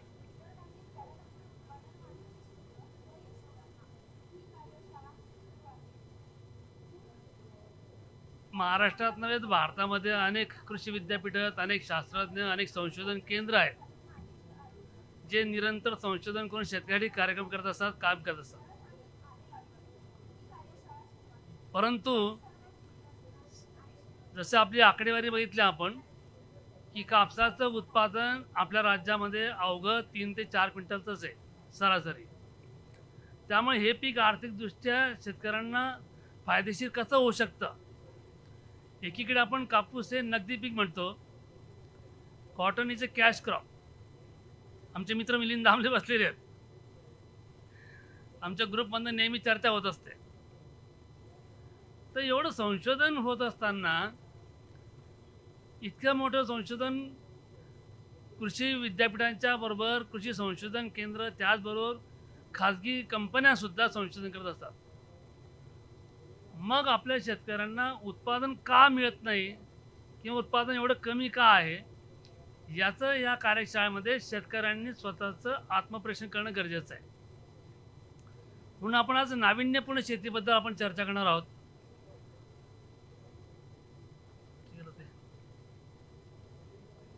मी त्या कंपनीतून आलेलो आहोत. ती जगामध्ये 1 नंबर कंपनी आहे. ठिबक सिंचन आणि तुषार सिंचन पद्धतीमध्ये आम्ही आंबा प्रोसेसिंगमध्ये सुद्धा 1 नंबरवरती आहोत. टिश्यू कल्चर, केळीची रोपं, डाळिंबाची रोपं याच्यामध्ये सुद्धा नंबर 1 वरती जगामध्ये. आणि कांदा निर्जलीकरणामध्ये आपण जगामध्ये 2 नंबरवरती आहोत. ही इंडियन मल्टीनॅशनल कंपनी आहे. जगामध्ये आमचे 22 आमचे मॅन्युफॅक्चरिंग युनिट्स आहेत, भारतामध्ये 16 आहेत आणि सर्व कंपनी आमचे जे प्रॉडक्ट्स सर्व ॲग्रिकल्चरशी रिलेटेड आहेत. आमची नॉन फायनान्स कंपनी पण आहे. सूक्ष्म सिंचन पद्धतीसाठी लागणाऱ्या सर्व छोटी गाड्यांची आम्ही निर्मिती पण करतो. टिश्यू कल्चरच्या बिझनेसमध्ये आम्ही आहोत. प्रोटेक्टेड ॲग्रिकल्चर ज्यामध्ये ग्रीन हाऊस असेल, शेड नॉटेज असेल, त्याच्यामध्ये सुद्धा आमचा बिझनेस आहे. फूड प्रोसेसिंगमध्ये आहे, सोलर पॉवर जनरेशनमध्ये पण आहे, सोलर पंपिंगमध्ये सुद्धा आहे. आमचा स्वतःचा 2200 एकरचा R&D फार्म आहे. तिथं आमचं निरंतर संशोधन सुरू असतं आणि आमचं अद्ययावत ट्रेनिंग सेंटरसुद्धा आहे. तिथे आम्ही शेतकऱ्यांना प्रशिक्षण देत असतो. सर्वात महत्त्वाचे जे मिसिंग मला वाटतं दामले साहेब, जे सर्वात महत्त्वाचं आहे की शेतकऱ्यांनी समजलं पाहिजे की ॲग्रिकल्चर हे सायन्स आहे आणि दुर्दैवाने शेतकरी शेतीला शास्त्र समजत नसल्यामुळे या अडचणी आहेत. दुसरं, तुम्ही शेतीला बिझनेस समजला पाहिजे. शेतीला बिझनेस समजत नसल्यामुळे आपण त्याच्यामध्ये शेतीचा व्यवहार जो चालतो, कॉस्ट ऑफ प्रोडक्शन जो आहे, प्रत्येक गोष्टीचा हिशोब लिहायला पाहिजे, तो लिहिला जात नाही. आणि नवीन नवीन तंत्रज्ञानाचा स्वीकार केला पाहिजे.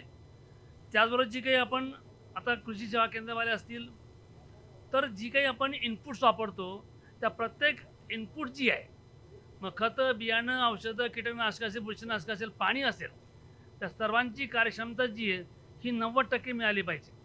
जी आजच्या घडीला फक्त 30 ते 35 कार्यक्षमता आहे. जर निविष्ठा वापर कार्यक्षमता जर 30 ते 35% असेल तर आपलं उत्पादन जास्त मिळू शकत नाही. म्हणून प्रत्येक घटकाची कार्यक्षमता ही 90 ते 95% मिळाली पाहिजे. आज काय होतं की शेतकरी नवीन तंत्रज्ञान वापरत आहे, परंतु प्रगत तंत्रज्ञान पारंपरिक पद्धतीने वापरत आहेत. प्रगत तंत्रज्ञानाचा वापर पारंपरिक पद्धतीने करत असल्यामुळे त्याची काही जोड बसवून राहिली. हे कापूस लागवडीचं चित्र बघू शकता तुम्ही. हे ठिबक सिंचन पद्धतीचा कापूस आहे. हा 65 एकरवरचा एकाच ठिकाणी असलेला कापूस आहे, जिथे आम्ही एकरी 24 क्विंटल उत्पादन काढलेलं आहे. भारतामध्ये जवळपास जे कापूस पिकवणारे राज्य जे आहेत, सर्व देशामध्ये कापूस होत नाही, फक्त 10 राज्यामध्ये कापूस होतो. वरचा जो उत्तर विभाग जो आहे, पंजाब, हरियाणा, राजस्थानमध्ये कापूस होते. मध्य भागामध्ये महाराष्ट्र, मध्य प्रदेश, गुजरातमध्ये कापूस होतो आणि दक्षिण भारतामध्ये आंध्र प्रदेश, कर्नाटका, तेलंगणा, तामिळनाडू या 4 राज्यामध्ये कापूस होतो. आणि उरलेलं राज्य जे आहे ते ओरिसामध्ये सुद्धा जवळपास आता यावर्षी 2,50,000 हेक्टर क्षेत्र कापसाचं आहे. कापसाची उत्पादकता जी आहे देश पातळीवरती ही 791 किलो रुईची आहे आणि भारताची उत्पादकता जी आहे ती 436 किलो रुईची उत्पादकता आहे. 436 किलो रुई हे भारतामध्ये असणारे 40% बागायती कापसाचं उत्पादन आहे, मित्रांनो लक्षात ठेवा.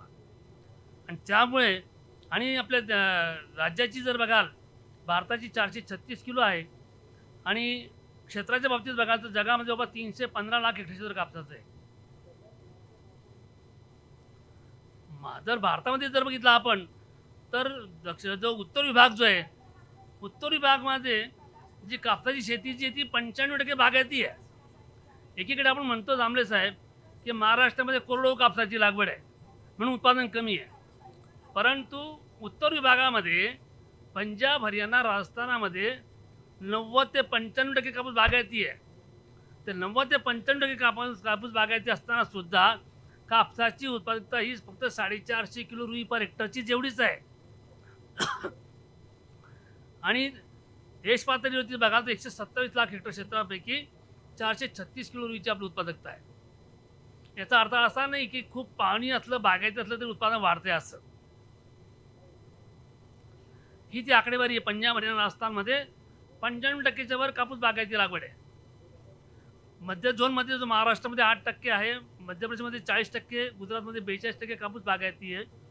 दक्षिण भागामध्ये आंध्र प्रदेशमध्ये 18%, कर्नाटकात 13.8% आणि तामिळनाडूमध्ये 35% कापूस बागायती आहे.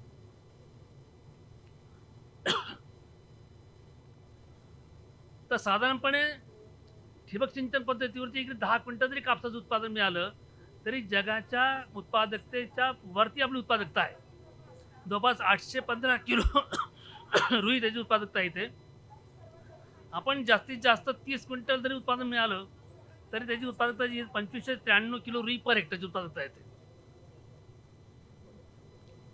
हे साधारणतः ढोबळ आपल्या राज्याचं चित्र आहे. अंडर रेनफेड कंडिशनमध्ये महाराष्ट्राचं उत्पादन 3 ते 4 क्विंटलचंच आहे. ज्याच्याकडे पाणी देण्याची व्यवस्था आहे त्याचं उत्पादन 8 ते 10 क्विंटलचं आहे. आणि ज्यांच्याकडे ठिबक सिंचन आहे त्यांचं 15 ते 20 क्विंटल उत्पादन आहे. आता खरं उत्पादन कमी मिळण्याचं कारण काय? आपण बरेच लोक चर्चा करतात, परंतु उत्पादन कमी होण्याचं मुख्य कारण जे आहे ते लॅक ऑफ नॉलेजच आहे. जरी 50 वर्षांपासून कापूस लावत असतील तरी कापसाच्या पिकाबद्दलचा अभ्यास आपला शून्य आहे.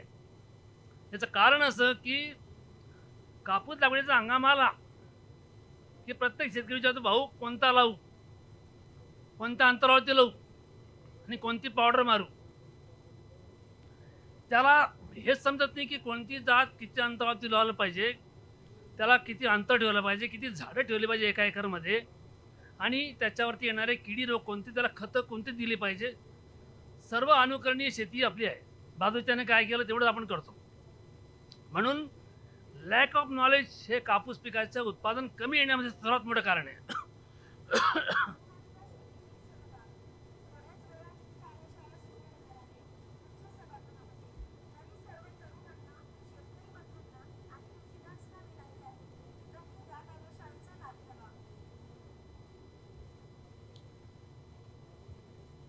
दुसरा महत्त्वाचं कारण जे आहे ते पेरणीची जी तारीख जी आहे त्याच्या हातातच नाही आहे. म्हणजे पाऊस कधी पडेल, पावसाच्या भरोश्यावरती कापसाची लागवड आपली आहे. पण ज्याच्याकडे पाण्याची व्यवस्था आहे त्याची अवस्था तीच आहे. म्हणून त्याला हे कळलं पाहिजे की त्याने कोणती जात लावली पाहिजे, केव्हा लावली पाहिजे, किती अंतरावर लावली पाहिजे, त्याचं यील्ड पोटेन्शियल किती आहे. आता त्याला पेरणीची योग्य वेळ, सकाळी चर्चा करताना म्हटले की पूर्व हंगामी कापूस लावू नका. पहिले तज्ज्ञ बोलून गेले.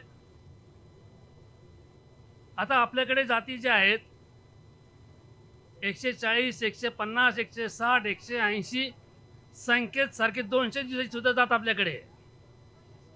ह्या वेगवेगळ्या ड्युरेशनच्या व्हरायटी शेतकऱ्यांना लावायच्या आहे, तर त्याच्या लागवडीची एक्झॅक्ट डेट काय असली पाहिजे, त्याला हेच आयडिया येत नाही त्याला. आणि हेच कारण त्याचं उत्पादन कमी देण्यामध्ये आहे. म्हणून फ्लॅट ब्लँक स्टेटमेंट करण्यापेक्षा त्याला गरज काय आहे त्यानुसार त्याची लागवड तारीख ठरवली पाहिजे. आता आपल्याकडे महाराष्ट्रामध्ये गुलाबी बोंडअळीची समस्या येत असल्यामुळे शासनाने बियाणं 1 जून नंतर उपलब्ध करून द्यायला सुरुवात केली.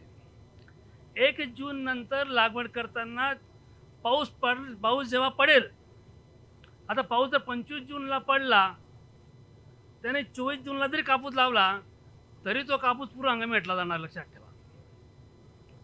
म्हणजे पावसाच्या पडण्याच्या आधी जरी जो काही कापूस लागवड होईल, it will be the pre monsoon cotton. आणि नॉर्मली महाराष्ट्रामध्ये 1 जूनपासून कापसाची लागवड सुरुवात होते आणि ती मोस्टली प्री मान्सूनच आहे. बरोबर आहे. आमच्या जळगाव जिल्ह्यामध्ये सर्वात, म्हणजे पूर्ण महाराष्ट्राचा जर कापसाचा इतिहास बघितला तर सर्वात जास्त पहिले कापसाचे क्षेत्र जे होते जे यवतमाळ जिल्ह्यामध्ये होतं गेल्या 10 वर्षापूर्वी. परंतु 10 वर्षानंतर चित्र पूर्ण बदललं आहे. संपूर्ण महाराष्ट्रामध्ये सर्वात जास्त क्षेत्र कापसाचं जे ते जळगाव जिल्ह्यामध्ये आहे. 5,68,000 हेक्टर क्षेत्र आहे आणि यवतमाळमध्ये 4,22,000 हेक्टर क्षेत्र आहे. 5,68,000 हेक्टर क्षेत्रावरती कापसाची शेती होते आणि तिथे कापसाची लागवड ही साधारणतः 25 मे पासून होते आणि ऑलमोस्ट 20 to 30% पेक्षा जास्त प्री मान्सून कॉटन आहे आणि ऑलमोस्ट कापसाची उत्पादन तिथे 15-20 क्विंटलची आहे. त्यामुळे कापसाचं उत्पादन वाढण्यासाठी त्याला काय काय गरज आहे हे आपण चर्चा करणार. जी नाविन्यपूर्ण शेती, माझा विषयच तो आहे. आता जस्ट गोवाला कॉन्फरन्स झाली, इंटरनॅशनल कॉन्फरन्स होती गोवामध्ये, तिथे माझा पेपर होता, innovative approach in cotton cultivation to improve productivity of cotton, की कापसाचं उत्पादकता कशी वाढवता येईल. त्याच्यानंतर तुमचं सर्वात महत्त्वाचं म्हणजे कापसाचं जे लाईट अँड मार्जिनल सॉईल जे आहे त्याच्याकरता जी टेक्नॉलॉजी जी आहे ती SDPSच आहे. SDPS टेक्नॉलॉजी ही ब्लॅक कॉटन सॉईलसाठी, हेवी सॉईलसाठी अजिबात नाही आहे, लक्षात ठेवा. मार्जिनल आणि लाईट सॉईलसाठीच ही SDPS टेक्नॉलॉजी आहे. कारण ज्या देशातून ही टेक्नॉलॉजी आलेली आहे, ब्राझील असेल, स्पेन असेल, ऑस्ट्रेलिया असेल, उझबेकिस्तान असेल, तिथे सॉईल डेप्थ ही त्यांची 25 ते 30 सेंटीमीटरची डेप्थ आहे. त्यामुळे ह्या SDP आणि यावर्षी तर सांगतो तुम्हाला, उझबेकिस्तानमध्ये एक प्रयोग झाला. स्पेसिंग जे आहे SDP ते 19 असून आता 75 सेंटीमीटर केलेलं आहे. 75 सेंटीमीटर इंटू 12.5 सेंटीमीटर किती? 2.5 बाय 5 इंच. आणि आपण सांगतोय 90 बाय 20 सेंटीमीटर. 8 इंच ना आपलं, 20 सेंटीमीटर किंवा 15 सेंटीमीटर. तर तुमचं प्लांट पॉप्युलेशन वाढलं त्यामध्ये. तर ह्या गोष्टी ज्यामध्ये आहे. उत्पादन कमी येण्यामध्ये कापसाला खतं किती दिलं पाहिजे, केव्हा दिली पाहिजे, याचा आपल्याकडे अभ्यास नाही आहे. बरोबर आहे. आणि त्याची कार्यक्षमता जी फक्त 35 ते 40% आहे. रासायनिक खतांची कार्यक्षमता 35 ते 40% आहे. त्यामुळे सुद्धा त्याला उत्पादन कमी मिळतं आहे. आता SDPSला अन्नद्रव्याचं व्यवस्थापन सुद्धा किती पद्धतीने योग्य होतं आहे त्याचा अभ्यास करण्याची गरज आहे. कारण बोलवेट जे आहे, बोलवेटमध्ये 65% जे वेट आहे सीडचं आहे आणि 35% हे लीडचं आहे. तुम्हाला वेट वाढायचं चान्सेस कुठे आहे? फक्त सीडचंच आहे.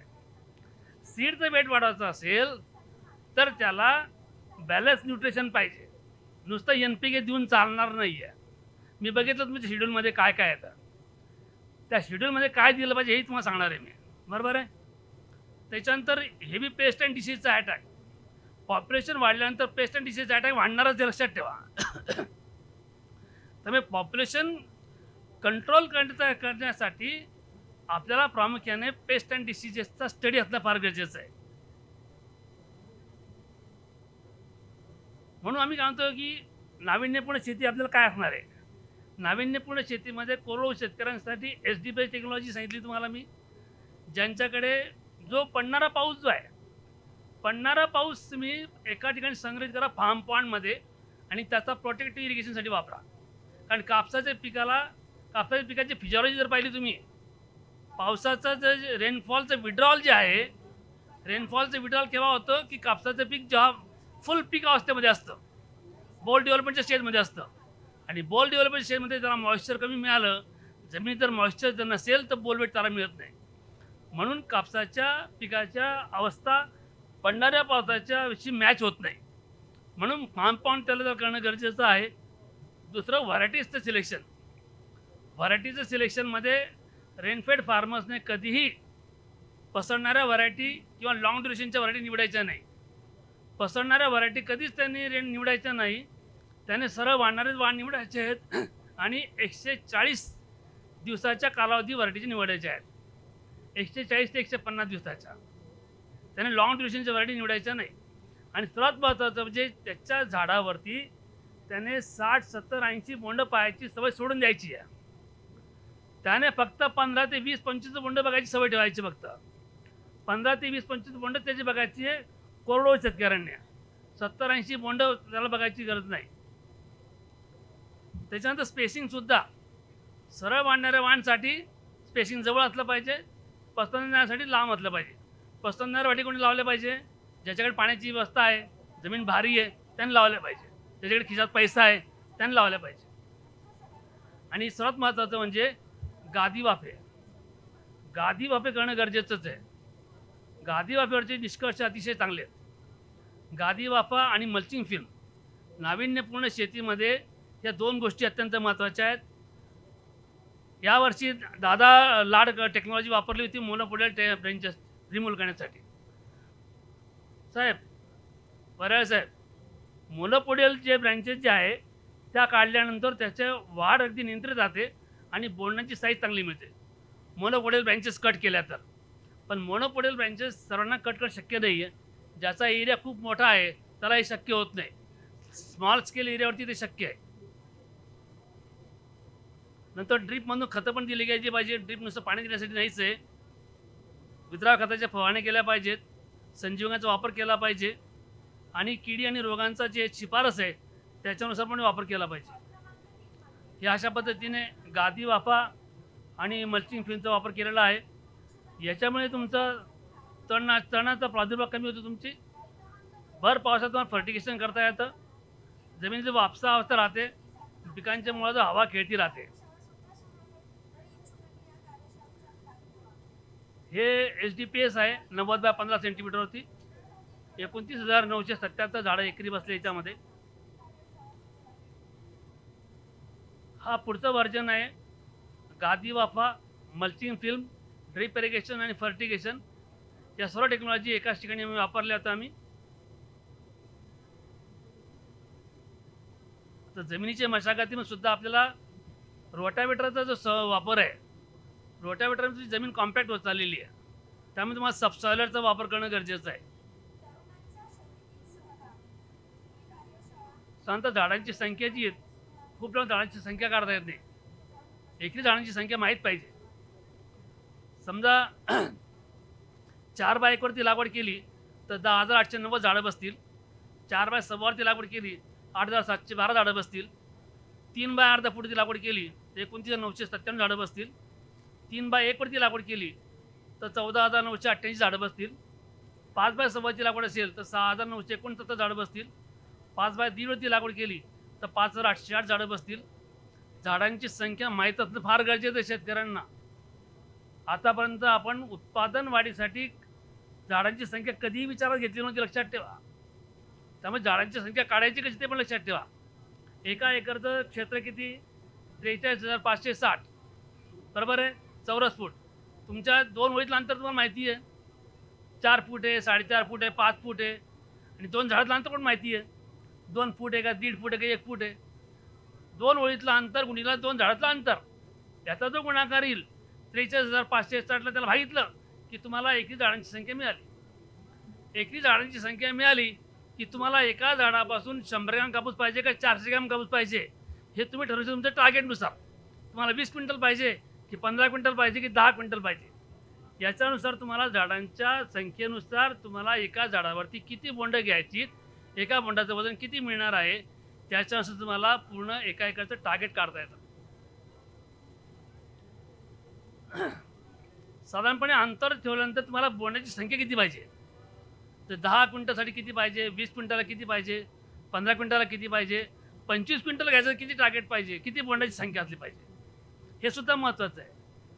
समजा तुमची लागवड जर तुमची 3 बाय 6 वरती असेल तर साधारणतः 11,616 झाडं बसणार आहे, जे HDPSसाठी आता नवीन टेक्नॉलॉजीमध्ये आहे. तुम्हाला फक्त 21च बोंड पाहिजे त्या ठिकाणी.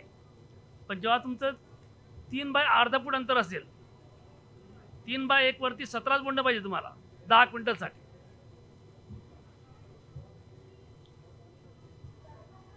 तर व्हरायटी सुद्धा निवडताना तुम्हाला कमी कालावधीची असली पाहिजे आणि सरळ वाढणारी पाहिजे, अर्ली मॅच्युरिटी पाहिजे त्याला, आणि बोंड सहज वेचता आली पाहिजे. आणि इरिगेटरसाठी तुम्ही पसरणारी वापरा, सरळ वाढणारी वापरा, कुठलीही वापरू शकता. कालावधीचं सुद्धा त्याला मर्यादा नाही आहे. बियाणं एवढंच आहे तर खूप जास्त पाणी देण्याची त्याला आवश्यकताच नाही आहे. त्याला आपल्याला ठिबक सिंचन पद्धतीचा वापर करू शकतो आपण. तर पूर्ण भारतामध्ये 166 लाख हेक्टर क्षेत्र झालेलं आहे आणि त्यापैकी 76 लाख ड्रिप खाली आहे आणि 90 लाख तुमचं ड्रिप स्प्रिंकलर खाली आहे. महाराष्ट्रामध्ये 30 लाख हेक्टर क्षेत्र मायक्रो इरिगेशन खाली आहे, त्याच्यापैकी 20 लाख ड्रिप खाली आहे आणि स्प्रिंकलर खाली 10 लाख आहे. तर हा त्याचा बेसळ डोस असला पाहिजे. दिलीप भाऊ, तुमचा बेसळ डोस हा असला पाहिजे. 10-26-26ची एक bag, magnesium sulphate 15 kilo, sulphur 10 kilo, zinc sulphate 5 kilo, ferrous sulphate 5 kilo, borax 2 kilo, निंबोळी मिक्स करा. तुमच्या कॉटनच्या सीडमध्ये सल्फर दिल्याने ऑइल वाढणार आहे, सीडचं वेट वाढणार तुमचं, हे लक्षात घ्या. म्हणून बेसल डोस देताना सल्फरयुक्त खतं वापरली पाहिजेत बेसल डोसमध्ये. बाकी फर्टिगेशनमध्ये सुद्धा हा बेसल डोस आहे. उरलेला जो डोस आहे तर फर्टिगेशनमध्ये आपण देऊ त्याला. मग त्याच्याकरता या लो कॉस्टसुद्धा सिस्टीम आपल्याकडे आहे. ज्याला सबसिडी पाहिजे त्याच्याकरता जैन टर्बो एक्सेल आहे किंवा जैन टर्बोलाईन सुपर आहे. हे 12 mm, 16 mm, 20 mm मध्ये उपलब्ध आहेत. ज्यांना सबसिडी नाही पाहिजे, कमी खर्चाचे पाहिजे, ज्याच्याकरता मग टर्बो स्लिम आहे किंवा क्लास 1 आहे, त्याला सबसिडीची गरज नाही त्यासाठी. आणि खतं देण्यासाठी व्हेंचुरी किंवा फर्टिलायझर टँक पाहिजे. आता HDPSमध्ये सुद्धा आपल्याला जेव्हा 2 ओळीचं अंतर 3 फूट आहे त्याच्यामध्ये सुद्धा आपल्याला जर 10 क्विंटल थांबायचं नाही आहे इथे आपल्याला 25 क्विंटल उत्पादन घ्यायचं आहे. तुम्ही असं समजू नका दिलीप भाऊ, फक्त SDPSमध्ये फक्त 10 क्विंटल 12 क्विंटल उत्पादन येणार आहे. SDPSमध्ये सुद्धा आपल्याला 25 ते 30 क्विंटल उत्पादन जर घ्यायचं असेल तर त्यालासुद्धा ड्रीप खाली आणू शकता तुम्ही, आणि तसं त्यालासुद्धा खतं तुम्ही ड्रीपमधून देऊ शकता. म्हणून त्याच्यावरती मर्यादा आणू नका त्याच्यावरती. SDPSला सुद्धा कमी खर्चाच्या इनलाईन वापरून फर्टिगेशन जर केलं तर तुम्हाला जे, आणि खूप कमी लोकांना मिळालं उत्पादन सांगतो तुम्हाला. म्हणजे जे आता 10,000 एकरवरती लावलेलं आहे, किती लोकांना 10 क्विंटल मिळालं हे तुम्ही मला सांगा. मला तुमच्यासारखे शेतकरी फार कमी आहेत, बरोबर आहे, पण त्या लोकांना सुद्धा आपल्याला उत्पादन वाढण्यासाठी या अशा टेक्नॉलॉजी द्यावं लागेल आपल्याला. आणि त्याला खूप जास्त पाण्याची गरज नाही आहे, फक्त एवढंच पाणी पाहिजे त्याला, बशीचा आकाराचा ओलावा पाहिजे, जास्त पाण्याची गरज पण नाही. या अशा पद्धतीचा क्रॉप स्टँड राहणार आहे. आणि हे SDPSमध्ये बघा साहेब, SDPSच आहे. SDPSला मी ड्रीप वापरलं बघा. SDPSला सुद्धा ड्रीपचा वापर करून तुम्ही एकरी 20 क्विंटलपेक्षा असं सुद्धा घेऊ शकता तुम्ही. म्हणून SDPSला मर्यादा आणू नका तुम्ही माझा. SDPSमध्ये फक्त 10 ते 12 क्विंटल उत्पादन मिळतं आणि त्याच्याकरता तुम्ही टेक्नॉलॉजी वापरा. हे न बोलता SDPSवरती सुद्धा तुम्ही एकरी 20 क्विंटलपेक्षा जास्त उत्पादन घेऊ शकता, हा कॉन्फिडन्स मी शेतकऱ्यांना दिला पाहिजे. हा रेनफेड कॉटन आणि अंडर ड्रीपचा फरक एवढाच आहे. मी म्हटलं ना, पूर्व हंगामी कापूस आणि ठिबकवरचा कापूस, हा फरक एवढा फरक आहे. एवढा मोठा फरक याच्यामध्ये दिसतो मला. पूर्व हंगामी कापूस आणि पाऊस पडल्यानंतर कापूस लावलं तर कापूस लागवड कधीची, आणि ठिबकवरती कापसाची एकदम वाढ एक साखी तुम्हाला, म्हणजे जो इंटरनोडची लेंथ जी आहे ती सुद्धा एक साखी राहते. दोन फाडद्यातलं अंतरसुद्धा कमी जास्त होत नाही, कारण पूर्ण पाणी आणि खतं नियंत्रित असतात यामध्ये. आणि झाडाची उंची अत्यंत महत्त्वाची आहे. जे रेनफेड कॉटन करतील कोरडवाहू कापसाच्या झाडाची उंची ही नेहमी 3 फुटापेक्षा कमी असली पाहिजे, 2.5 ते 3 फूट. आणि ड्रीप इरिगेशनचा कापूस असेल, बागायती कापूस असेल, त्याची उंची जास्तीत जास्त 4 फूट असली पाहिजे. याच्यापेक्षा जास्त उंच कापूस जाता कामा नये. हा बघा, हे जोधपूरचे आहेत साऊथ एशिया बायोटेक्नॉलॉजी सेंटर, ज्याचे अध्यक्ष डॉक्टर CD माई साहेब आहेत. डॉक्टर CD माई साहेब हे संस्थेचे अध्यक्ष आहे. त्यांनी सुद्धा या प्लॉटला व्हिजिट केली. गादी वाफा, मल्चिंग फिल्म, ड्रीप इरिगेशन आणि फर्टिगेशन, हार्मोनचा वापर, त्याच्यामध्ये मेपिगॉट क्लोराईड असेल, पॅनोफिक्स असेल, सर्वचा वापर केला. टोटली जगामध्ये असणारे जे इनोव्हेटिव्ह अप्रोचेस जे आहेत, नाविन्यपूर्ण शेती इथे आम्ही या ठिकाणी केली होती आणि चांगलं उत्पादन मिळाली. बहुतेक जवळपास 20 ते 25,000 शेतकऱ्यांनी या प्लॉटला व्हिजिट केल्या. हा तर कापूस आहे गादी वाफा मल्चिंग फिल्डवरती, ड्रिप इरिगेशन फर्टिगेशनवरती. इथे बघा फरक पण बघ तुम्हाला, गादी वाफा विदाउट मल्चिंग, गादी वाफा विथ मल्चिंग.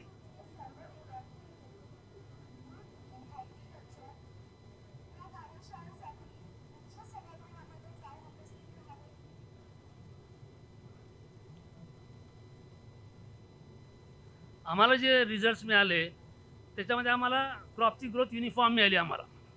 त्याच्यावर नंबर ऑफ स्क्वेअर जास्त मिळाल्या, म्हणजे रिटेन्शन, गळ कमी झाली, त्याच्यामध्ये ड्रॉपिंग कमी झालं, नंबर ऑफ बॉल जास्त मिळाले, बोंडाची साईज पण चांगली मिळाली, बोंडाला वजन चांगलं मिळालं, सीडचं वेट जास्त मिळालं, आणि लिंटची क्वालिटी.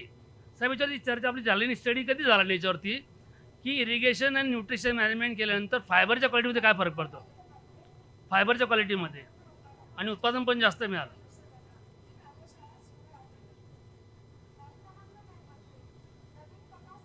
हा त्याचा फर्टिगेशनचा शेड्यूल असणार. तर फर्टिगेशनच्या शेड्यूलमध्ये आम्ही दर 4थ्या दिवशी शेड्यूल दिलेलं आहे, एव्हरी 4th डे.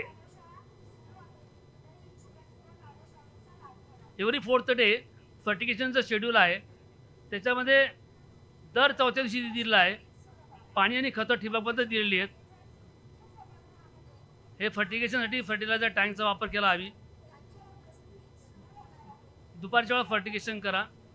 साधारणतः खतं कोणती वापरायची ते आपण दिलेलं आहे ड्रिपमधनं. त्याच्यानंतर फुले फिडिंग जे आहेत, वितराव्या खतांची फवारणी सुरुवातीच्या महिन्याच्या काळामध्ये 19 फवारणी करा. पात्या लागण्याच्या वेळा 13ची फवारणी करा. बोंडाची वाढ करण्यासाठी 05234ची फवारणी करा. आणि बोंड परिपक्व होताना 13-085ची फवारणी करा. विद्राव्य खतांची फवारणीने शेतकरी कापूस कोरडो असो की बागायती असो, कापूस कोरडो असो की बागायती असो, विद्राव्य खताच्या फवारणीसुद्धा 15 ते 20% उत्पादन वाढतं तुमचं.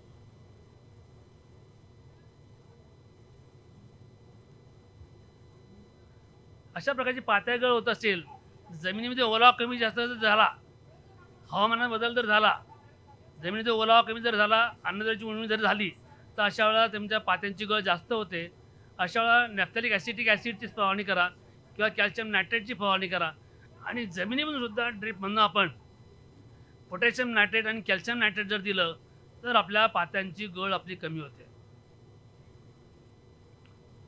हे अतिशय रेस बेड आणि मल्चिंग फिल्मवरचा कॉटनचा प्लॉट आहे. हे बघू शकता तुम्ही, ड्रीप फर्टिगेशनवरचा प्लॉट आहे. कापसाची उंची बघा दिलीप भाऊ, मी जे वारंवार तुम्हाला उंची सांगतोय, फर्टिगेशन सुद्धा उंची किती असली पाहिजे आणि आपली किती असते. दामले साहेब, हे स्टडी करणं गरजेचं आहे. नुसता बडबड करण्यामध्ये आणि आपण आपल्या पारंपरिक पद्धतीने शेती करणं असं तर आपलं उत्पादन कधी वाढणार नाही. लक्षात ठेवा, तुमच्या 2 फांद्यातलं अंतर हे 1.5 ते 2 इंचापेक्षा जास्त वाढताच कामा नाही. लक्षात ठेवा. पण शेतकऱ्याचं समाधान कुठे आहे? आनंद केव्हा वाटतो? कापूस जेवढा उंच वाढेल, हिरवागार राहतो, तेव्हा त्याला आनंद जास्त वाटतो. मग तो याला आणून दाखवू की त्याला आणून दाखवू, त्या कापसाचं उत्पादन येत नाही. लक्षात ठेवा. हा कापूस बघा तुम्ही, उंची बघू शकता तुम्ही, गादी वापर मल्चिंग फिल्मचा फरक बघा आणि सिम्पडेलची लेंथ बघा त्याची. सिम्पडेल किती त्याला बोल्सची हे बघा, सेटिंग बघा त्याची, आणि बोलचं वेट बघा, बोलची साईज मला कळते त्याच्यामध्ये. आणि जेव्हा तुमचं कॉटिंग पिकिंग सुरू होतो, पहिल्या वेतनीला बोंडाचं वजन जास्त असतं, पण जसं जशा वेतन्या तुमच्या सरकतात पुढे, तसं त्याच्या बोंडाची साईज कमी कमी होत जाते. कारण त्याला न्यूट्रिशन मिळत नाही. कारण ऑगस्ट नंतर खतं घालत नाही शेतकरी. म्हणून जर त्याला कंटिन्यू खतं जर दिली, त्याला रेग्युलर खतं जर दिली, तर प्रत्येक वेतनीला बोंड एवढंच मिळतं तुम्हाला, प्रत्येक वेतनीला. परंतु पारंपरिक पद्धतीने जसे वेतन्या पुढे सरकतात तसं बोंडाची साईज कमी होते, बोंडाला वजन कमी कमी होतात. हे किडी रोगाबद्दल तर आमच्या फंड साहेबांनी सांगितलं तुम्हाला, बोंडअळीबद्दल बोलले ते. हे नवीन टेक्नॉलॉजी असतात. फेरोमोन ट्रॅपबद्दल लोकांनी बोललं. हा PB not technology, PB not टेक्नॉलॉजीने सुद्धा बराच फरक पडला गुलाबी बोंडाच्या व्यवस्थापनाकरता, जे बाबासाहेब फंड साहेबांनी सांगत राहून गेलं. पिंक बॉल नॉट जी जे PB not he Japanese technology आहे. ही जापनीज टेक्नॉलॉजी आहे. याच्यामध्ये फिरोमन भरलेले आहेत, ज्याच्याने फक्त इथे फिमेल नसते, फिमेल आहे म्हणून मेल अट्रॅक्ट होतात आणि मेटिंग होत नाही. आपल्या विषयात दिलं आहे विणव्यत्यय. विणव्यत्यय म्हणजेच काय? तुमचं मेटिंग डिस्ट्रप्शन. मेटिंग म्हणजे मादी आणि नरांचं मिलन होऊ न देणं. नर आणि मादीचं मिलन झालं नाही तर मादी अंडी घालणार नाही, अंडी घातली नाही तर अंडीतून त्याच्या आळ्या बाहेर पडणार नाही, इन्स्टार बाहेर पडणार नाही, आणि तुमचं गुलाबी बोंडळी बाहेर न आल्यामुळे तुमचं बोंडाचं सुद्धा नुकसान त्याच्यामध्ये टळू शकतं. म्हणून PB नॉट टेक्नॉलॉजी आहे. त्याच्यानंतर अजून एक टेक्नॉलॉजी आहे PB जेल. माझ्या हातात दिसतंच मला PB जेल.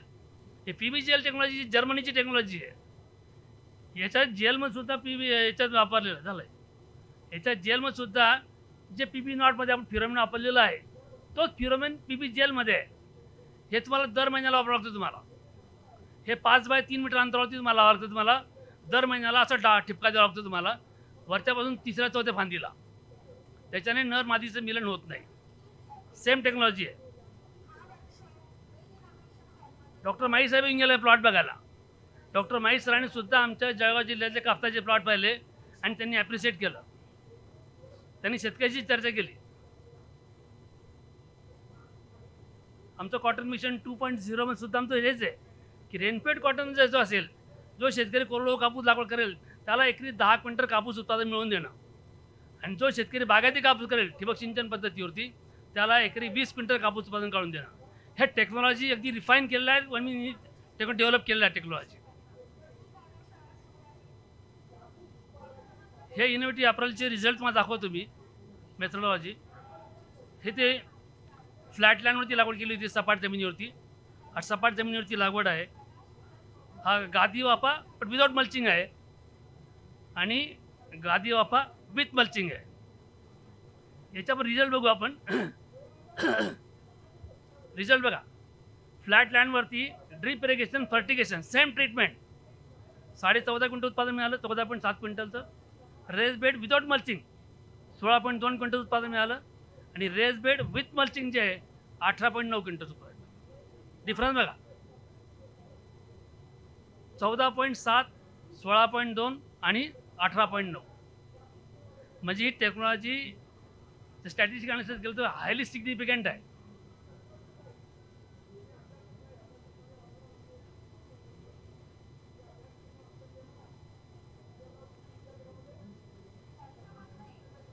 तर आपण 10 क्विंटल उत्पादन कसं मिळू शकतं? 10 क्विंटलला काही रॉकेट सायन्स पाहिजे नाही दिलीप भाऊ. सर्व लोक HDPS करणार नाही हे लक्षात ठेवलं मी. आणि मी आधी सांगितलं की जिथे जमीन हलकी आहे तिथेच केलं पाहिजे लाईट आणि मार्जिनल सॉईलसाठी. पण मिडियम सॉईल असेल, हेवी सॉईल असेल, त्यांनी अंतर 4/6 ठेवलं किंवा 4/1 ठेवलं. झाडांची संख्या 10,000 जर ठेवली, किती? 10,000. त्याला मोनोपोडिया, त्याला सिम्पोडिया जी आहे, सिम्पोडिया 20-25ची गरज नाही. त्याला 10 सिम्पोडिया जरी मिळाल्या आणि प्रत्येक सिम्पोडियावरती त्याला 3च बोंड मिळाली, 30च बोंड जरी मिळाली आणि प्रत्येक बोंडाचं वजन 4 ग्राम जर असलं, झाडांची संख्या 10,000 असली, तर तुमचं 12 क्विंटल उत्पादन मिळतं मित्रांनो. मी 10 म्हणतो इथे 12 क्विंटल उत्पादन मिळणार आहे. हे कॉटन मिशन 1चं रेनफेड फार्मिंगसाठी आमचं टेक्नॉलॉजी आहे. 10 क्विंटल मिनिमम मिळायला पाहिजे. हे 12 क्विंटल सेट झालेले टार्गेट आहे. जसं ज्यांच्याकडे ड्रीप इरिगेशन आहे त्यांच्याकरता एकरी 20 क्विंटल कसं येणार आहे? 20 क्विंटल करता तर झाडांची संख्या आपल्याला 20,000 30,000ची गरज नाही आहे. झाडांची संख्या फक्त 5,000 पाहिजे. 5,000 6,000 7,000 हरकत नाही, पण 5,000 झाडांची संख्या असली 5,000 तरी एका झाडापासून आपल्याला 400 ग्राम कापूस मिळाला पाहिजे. 400 ग्राम कापूस जर मिळाला आणि 5,000 झाडांची संख्या असली तरी आपल्याला हमखास 20 क्विंटल उत्पादन मिळू शकतं. फक्त काय मॅनेजमेंट पाहिजे. मॅनेजमेंट व्यवस्थित जर असेल तर आपल्याला टार्गेट अचीव्ह सहज करू शकतो आपण. हे आमचे कॉटन मिशनचे फील्डचे विजिटचे सर्व. हा कापूस बघायचा 60 एकर आम्ही कापूस लावला त्याच्या शेतावरती. हे बघा ड्रोनने शूटिंग केली होती. त्याचं शेततळ पण दिसतं आपल्याला. फार्म पॉन्ड आहे. हे अर्ली स्टेजमधला फोटो आहे.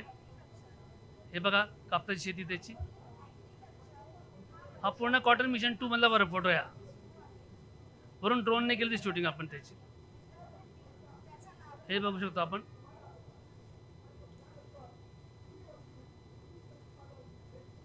महाराष्ट्राच्या शेतीला 4 चॅलेंज कायम राहणार आहे. पाण्याची टंचाई, विजेची टंचाई, खताची टंचाई, मजुराची टंचाई. या 4ही टंचाईवरती रामबाण उपाय कोणता आहे? तो ड्रीप फर्टिगेशनच आहे.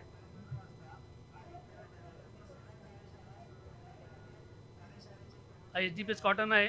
दिलीप भाऊच्या शेतातलाच फोटो या.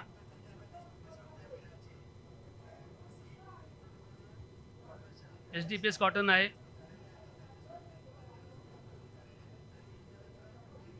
हा दिलीप भाऊंकडे मी आलो होतो आम्ही मागच्या वर्षी. YG प्रसाद सर आहेत, वाघमारे साहेब आहेत, शुक्ला साहेब आहेत, नंतर अमरावतीचे JDA पण आहेत. सर्व म्हणजे महाराष्ट्रातले वराळे साहेब पण होते त्यावेळेला. महाराष्ट्रातले कॉटनचे जेवढे सायंटिस्ट आहेत सर्व सायंटिस्ट तिथे आम्ही आलो होतो. ही टेक्नॉलॉजी आम्ही स्वतः बघितली आणि HDPS भारतात म्हणजे चालेल. फक्त भारी जमिनीमध्ये लावू नका, हलक्या आणि मध्यम जमिनीवर तुम्ही लावू शकता आणि उत्पादन आपल्याला जे 3-4 क्विंटलचं जे आहे ते 10 क्विंटलपर्यंत आपण घेऊन जाऊ शकतो आपण. हा माझा कॉन्टॅक्ट आहे. ज्यांना मला भेटायचं असेल ते मला भेटू शकता. फोन कॉल करू शकता. व्हॉट्सअप आहे, SMS आहे, मेसेंजर आहे, फेसबुक आहे. फेसबुकवर पर्सनल ब्लॉगसुद्धा बघायला मिळतील तुम्हाला. ट्विटरवरती आहे, लिंक्डइनवरती पण आहे, इंस्टाग्रामवरती पण आहे, टेलिग्रामवरती पण आहे. लिंक्डइनवरती मला भेटू शकता तुम्ही.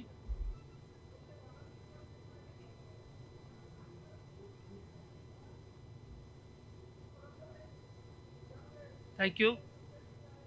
मित्रांनो, ह्या कार्यशाळेचा उद्देशच असा आहे, हे लेक्चर वगैरे चालू राहणार आहे. अनेक कार्यक्रम आपण अटेंड केले याच्या आधीसुद्धा, पण लक्षात ठेवा गरज तुमची आहे.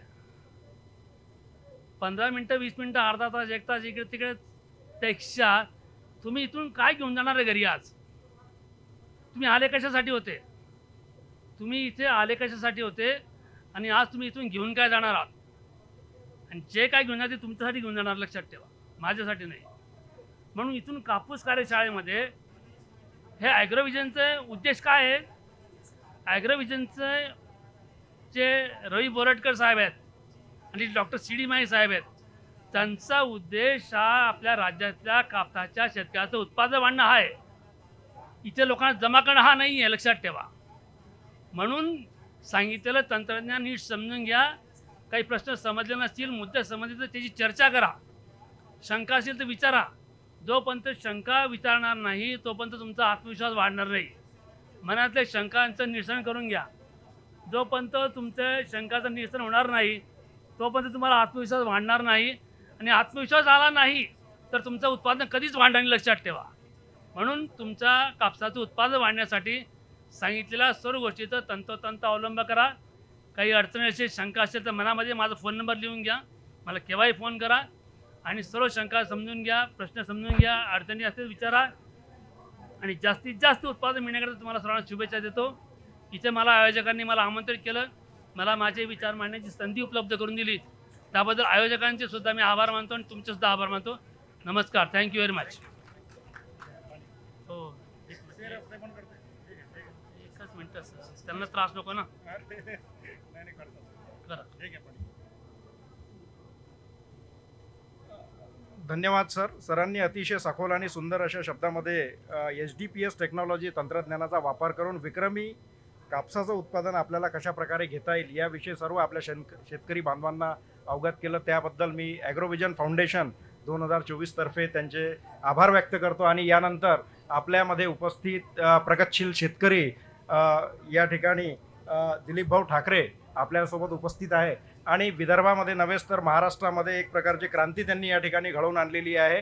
परदेशामधलं जे HDPS टेक्नॉलॉजीचं जे तंत्रज्ञान आहे त्या तंत्रज्ञानाचा वापर करून विक्रमी आणि चांगल्यात चांगल्या दर्जाचं कापसाचं उत्पादन आपल्याला विदर्भामध्ये कशा प्रकारे घेता येईल याची त्यांनी क्रांतीच जणू या ठिकाणी केलेली आहे. मी अधिक वेळ न घेता दिलीप भाऊ ठाकरे यांना या ठिकाणी मंचावर आमंत्रित करतो आणि आपला अनुभव आणि आपलं मार्गदर्शन करण्याकरता त्यांना विनंती करतो. Sir please.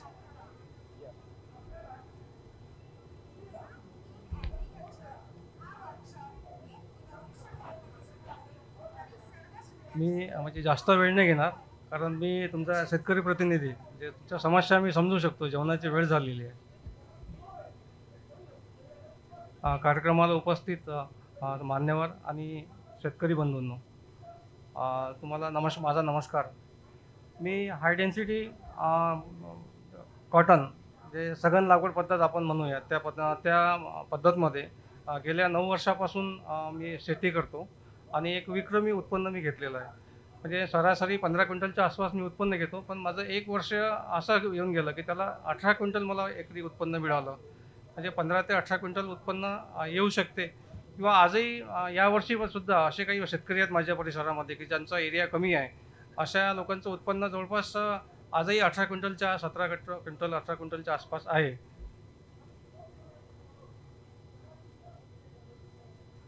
आता सघन लागवड पद्धतीचा आपण जर विचार केला तर आता ही पद्धती बाकीच्या कंट्रीमध्ये म्हणजे प्रामुख्यानं याच पद्धतीमध्ये जवळपास शेती होते आणि आपल्या देशामध्ये फक्त चाचणी टप्प्यात आहे किंवा आता सुरुवात आहे.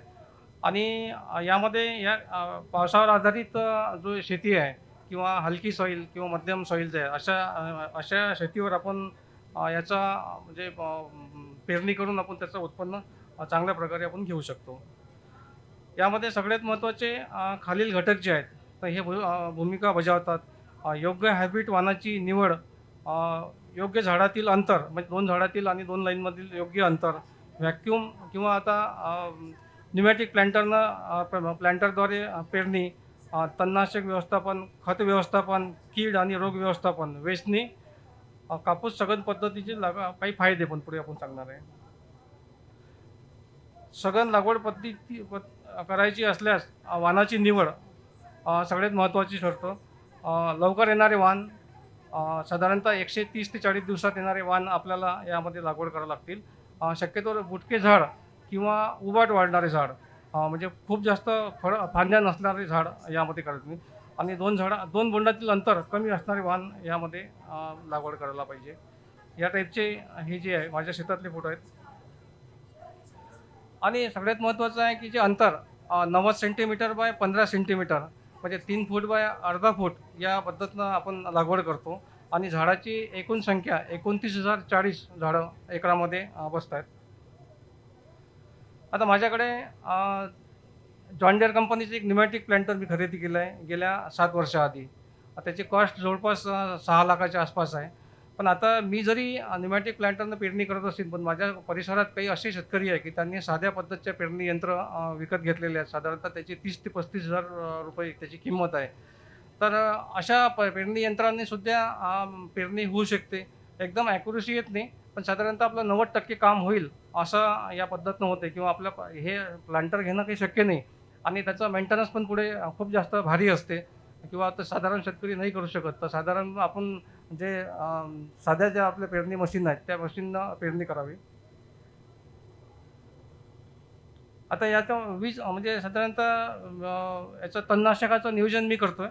त्यामध्ये साधारणतः पेरणी झाल्यानंतर जवळपास 15 दिवसांनी हिटवीट मॅक्स किंवा हिटवीट टर्गा सुपर याची साधारणतः फवारणी करतो. नंतर 40 ते 45 दिवसांनी पहिली खुरपणी म्हणजे निंदण आपण ज्याला म्हणतो किंवा काही भागात खुरपणी म्हणतो आपण, ते करतो. आणि एक SDP एक फायदा इथं आपल्याला एक जाणवतो की जेव्हा कापूस आपला 60 दिवसाचं होते तेव्हा पूर्ण शेत आपलं पीक व्यापून घेते. त्यामुळे त्याच्या खाली जर गवत कुठलं निघालं तर ते गवत आपल्या पिकासोबत स्पर्धा करत नाही, ते तिथं थांबून जाते. म्हणजे साधारणतः दुसऱ्या तिसऱ्या निंदाचा जो खर्च येते, खुरपणीचा खर्च येतो, तो यामध्ये नाही येत. खताचे डोसेस जर आपण विचार केला तर मी पेरणीसोबत 10-26-26 एकरी एक बॅग देतो. साधारणतः 30 दिवसांनी पुन्हा 10-26-26 एकरी एक बॅग देतो. आणि युरिया 30 किलो 45 दिवसांनी देतो. खूप जास्त पाऊस जर झाला तर 10-26-26चं काही एखादा डोस एक्स्ट्रा घ्यायला हरकत नाही किंवा युरियाचा पण एखादा डोस शेवटी एक्स्ट्रा घ्यायला हरकत नाही. फवारणी सगळ्यात महत्त्वाचं कसं आहे की आता याला आपण हाईट जास्त होऊ देत नाही, उंच जास्त वाढवू देत नाही. त्यामुळे आपल्याला त्याची हाईट कंट्रोल करणं हे सगळ्यात महत्त्वाचं. आपण चमत्काराचा जो हे करतो, स्प्रे करतो, तो पहिला स्प्रे 35 ते 40 दिवसांनी करतो. यामध्ये एक विशेष आहे, म्हणजे हे डिपेंड करते वातावरणावर, म्हणजे पाऊस कसा आहे तर त्यावर डिपेंड करते. आता यावर्षी एक म्हणजे एक वेगळं झालं की जुलै आणि ऑगस्ट महिना हा कंटिन्यू पावसाचा होता. यामुळे या 35 ते 40 दिवसाची या काळामध्ये आम्हाला ग्रोथ प्रमोटर यूज करावं लागले किंवा झाडाची वाढ कशी होईल करावं लागली. पण शक्यतो वाढ जर साधारणतः 1-1.5 फुटाच्या आसपास जर होते 40-45 दिवसामध्ये, 35-40 दिवसामध्ये, तर आपण त्याला चमत्कार एकरी 2 ml घ्यायला पाहिजे. नंतर तिसरी फवारणी जेव्हा आपण घेतो 70 ते 75 ते 80 दिवसांनी, त्यामध्ये प्रति लिटर पाण्याला 3 ml चमत्कार आपण त्याचा स्प्रे करतो. आणि किडीनुसार आपण त्यामध्ये कीटकनाशकाचा मॉलिक्यूल घेतो कुठलं घ्यायचे ते. यामध्ये एक सगळ्यात महत्त्वाचा फायदा की जनरली आता जे पारंपरिक पद्धतीने जे शेती करतात त्यांच्या साधारणतः 5 ते 6 वेचण्या होतात आणि पहिली वेचणी साधारणतः 15-20% येते. अशा पद्धतीने त्या वेचणी होतात. यामध्ये एक विशेष होतं की झाडाची डेन्सिटी जास्त असल्यामुळे, झाडाची संख्या जास्त असल्यामुळे पहिल्या वेचणीमध्ये 50-60% कापूस आपल्याला निघतो. हा एक सगळ्यात बेनिफिट. आणि उर्वरित 2 वेचण्यामध्ये संपूर्ण कापूस निघून जातो. आता सगळ्यात महत्त्वाचं की झाडे साहेबांनी सांगितलं की शेतकरी कुठलं गणित करत नाही. आपलं सगळ्यात महत्त्वाचं गणित सगळ्यात महत्त्वाचं आहे आपलं की आपण 29,000 झाडं जे आहेत तर एका एकरामध्ये लागवड करतो. त्यामध्ये जर्मिनेशन कमी होऊन किंवा इतर कारणांना काही कमी होऊन आपल्या शेतामध्ये 25,000 झाडं हे कायम राहतात. तर 25,000 झाडाचं आपण गणित करूया, कॅल्क्युलेशन करूया की एका झाडाला फक्त 15 बोंड आपण अपेक्षित धरतो. आता काही जे पॅटर्न आहेत की 100 बोंडा, 150 बोंड, 200 बोंडाचं काही कन्सेप्ट आहेत, तर ते कन्सेप्ट साधारणतः इथं ते लागू होणार नाहीत. यामध्ये बोंडाची संख्या जर जास्त वाढवायची असली, बोंडाची संख्या जास्त वाढवण्यासाठी आपण खूप जास्त खर्च करतो. खताचे डोसेस जास्त देतो, न्यूट्रिशन देतो किंवा टॉनिक PGRचा आपण जास्त वापर करतो. या पद्धतीमध्ये तो खर्च करण्याचा आपल्याला काम पडत नाही. शक्यतो गणित असं आहे की आपण प्रत्येक झाडाला 15 बोंडं अपेक्षित धरतो आणि प्रत्येक बोंडाचं वजन 4 ग्राम, म्हणजे साधारणतः एक झाड आपल्याला 60 ग्राम कापूस देते आणि 25,000 झाडं गुन्हेला 60 ग्राम कापूस असं जर आपण गुणाकार केला तर आपल्याला एकरी 15 क्विंटलचं उत्पन्न आरामात मिळते. या पद्धतीमध्ये यांत्रिकरणाचा वापर होत असल्यामुळे पैशात बचत होते. सघन लागवडीने तणनाशकाची सघन लागवड पद्धतीने असल्यामुळे पीक तणासो म्हणजे पिकासोबत तण स्पर्धा करू शकत नाही. एकरी 30 ते 35% उत्पन्न वाढते. रासायनिक खताचा व फवारणीचा खर्च कमी होतो. कालावधी कमी कालावधीचे असल्यामुळे दुसरे पीक दुबार पीक घेणे शक्य होते आणि पीक परिपक्वतेचा काळ कमी होतो. आणि या पद्धतीनं काही वेचणी पण आपण केलेली आहे, त्याचे आपण व्हिडिओ पण एक थोड्या वेळाने शेअर करू. आणि दुसरा जो विषय आहे की आता जसं आपल्याकडे पाहतो आपण की शेतकऱ्यांना अनुदान मिळते. सोयाबीन जेव्हा आपण विकत घेतो मार्केटमधून, सोयाबीनवर अनुदान मिळते, हरभऱ्यावरती पण अनुदान मिळते, पण कापसाच्या बियाण्यावरती आतापर्यंत कधी अनुदान आपल्याला मिळालं नाही. तर आपण साधारणतः मागच्या वर्षीपासून, हे दुसरं वर्ष आहे, मागच्या वर्षीपासून स्वतः टेक्स्टाईल मंत्रालयाला संपर्क करून मी स्वतः पाठपुरावा करून संपूर्ण देशासाठी 9 राज्यामध्ये कापूस लागतो, 9 राज्यासाठी आपण ही स्कीम लागू केलेली आहे. मागच्या वर्षी 16,000 रुपये प्रति हेक्टर अनुदान, 2 हेक्टरची मर्यादा असं प्रत्येक शेतकऱ्याच्या खात्यात जमा झालेले आहेत. आणि चालू हंगामात ज्या लोकांनी पेरणी केलेली आहे त्यांना 21,000 रुपये प्रति हेक्टर, 2 हेक्टरची मर्यादा या पद्धतीनं सबसिडी मिळत आहे. आणि येणाऱ्या वर्षात ही सबसिडी कायम राहील. आणि अकोला जिल्ह्यासाठी जर विचार केला तर 50,000 हेक्टरवर याची लागवड होणार आहे. आणि 50,000 हेक्टरसाठी आपण हा प्रोजेक्ट आणलेला आहे. त्यामध्ये पेरणी यंत्र जे 30-35,000 रुपयाचे जे पेरणी यंत्र आहेत ते पेरणी यंत्र पण गव्हर्नमेंटच्या इकडून फ्रीमध्ये मिळणार आहे. आणि त्याच्यावर आमचं अकोला जिल्ह्यामध्ये फार मोठ्या प्रमाणावर काम चालू आहे. आता तुर्तास मी थांबतो इथं, पण एक माझ्या शेतातला एक व्हिडिओ आहे, तो 1-2 मिनटाचा व्हिडिओ आहे, तो शेअर करा, म्हणजे SDP कन्सेप्ट काय म्हणता येईल ते करता येईल. एक पाठवलं आहे.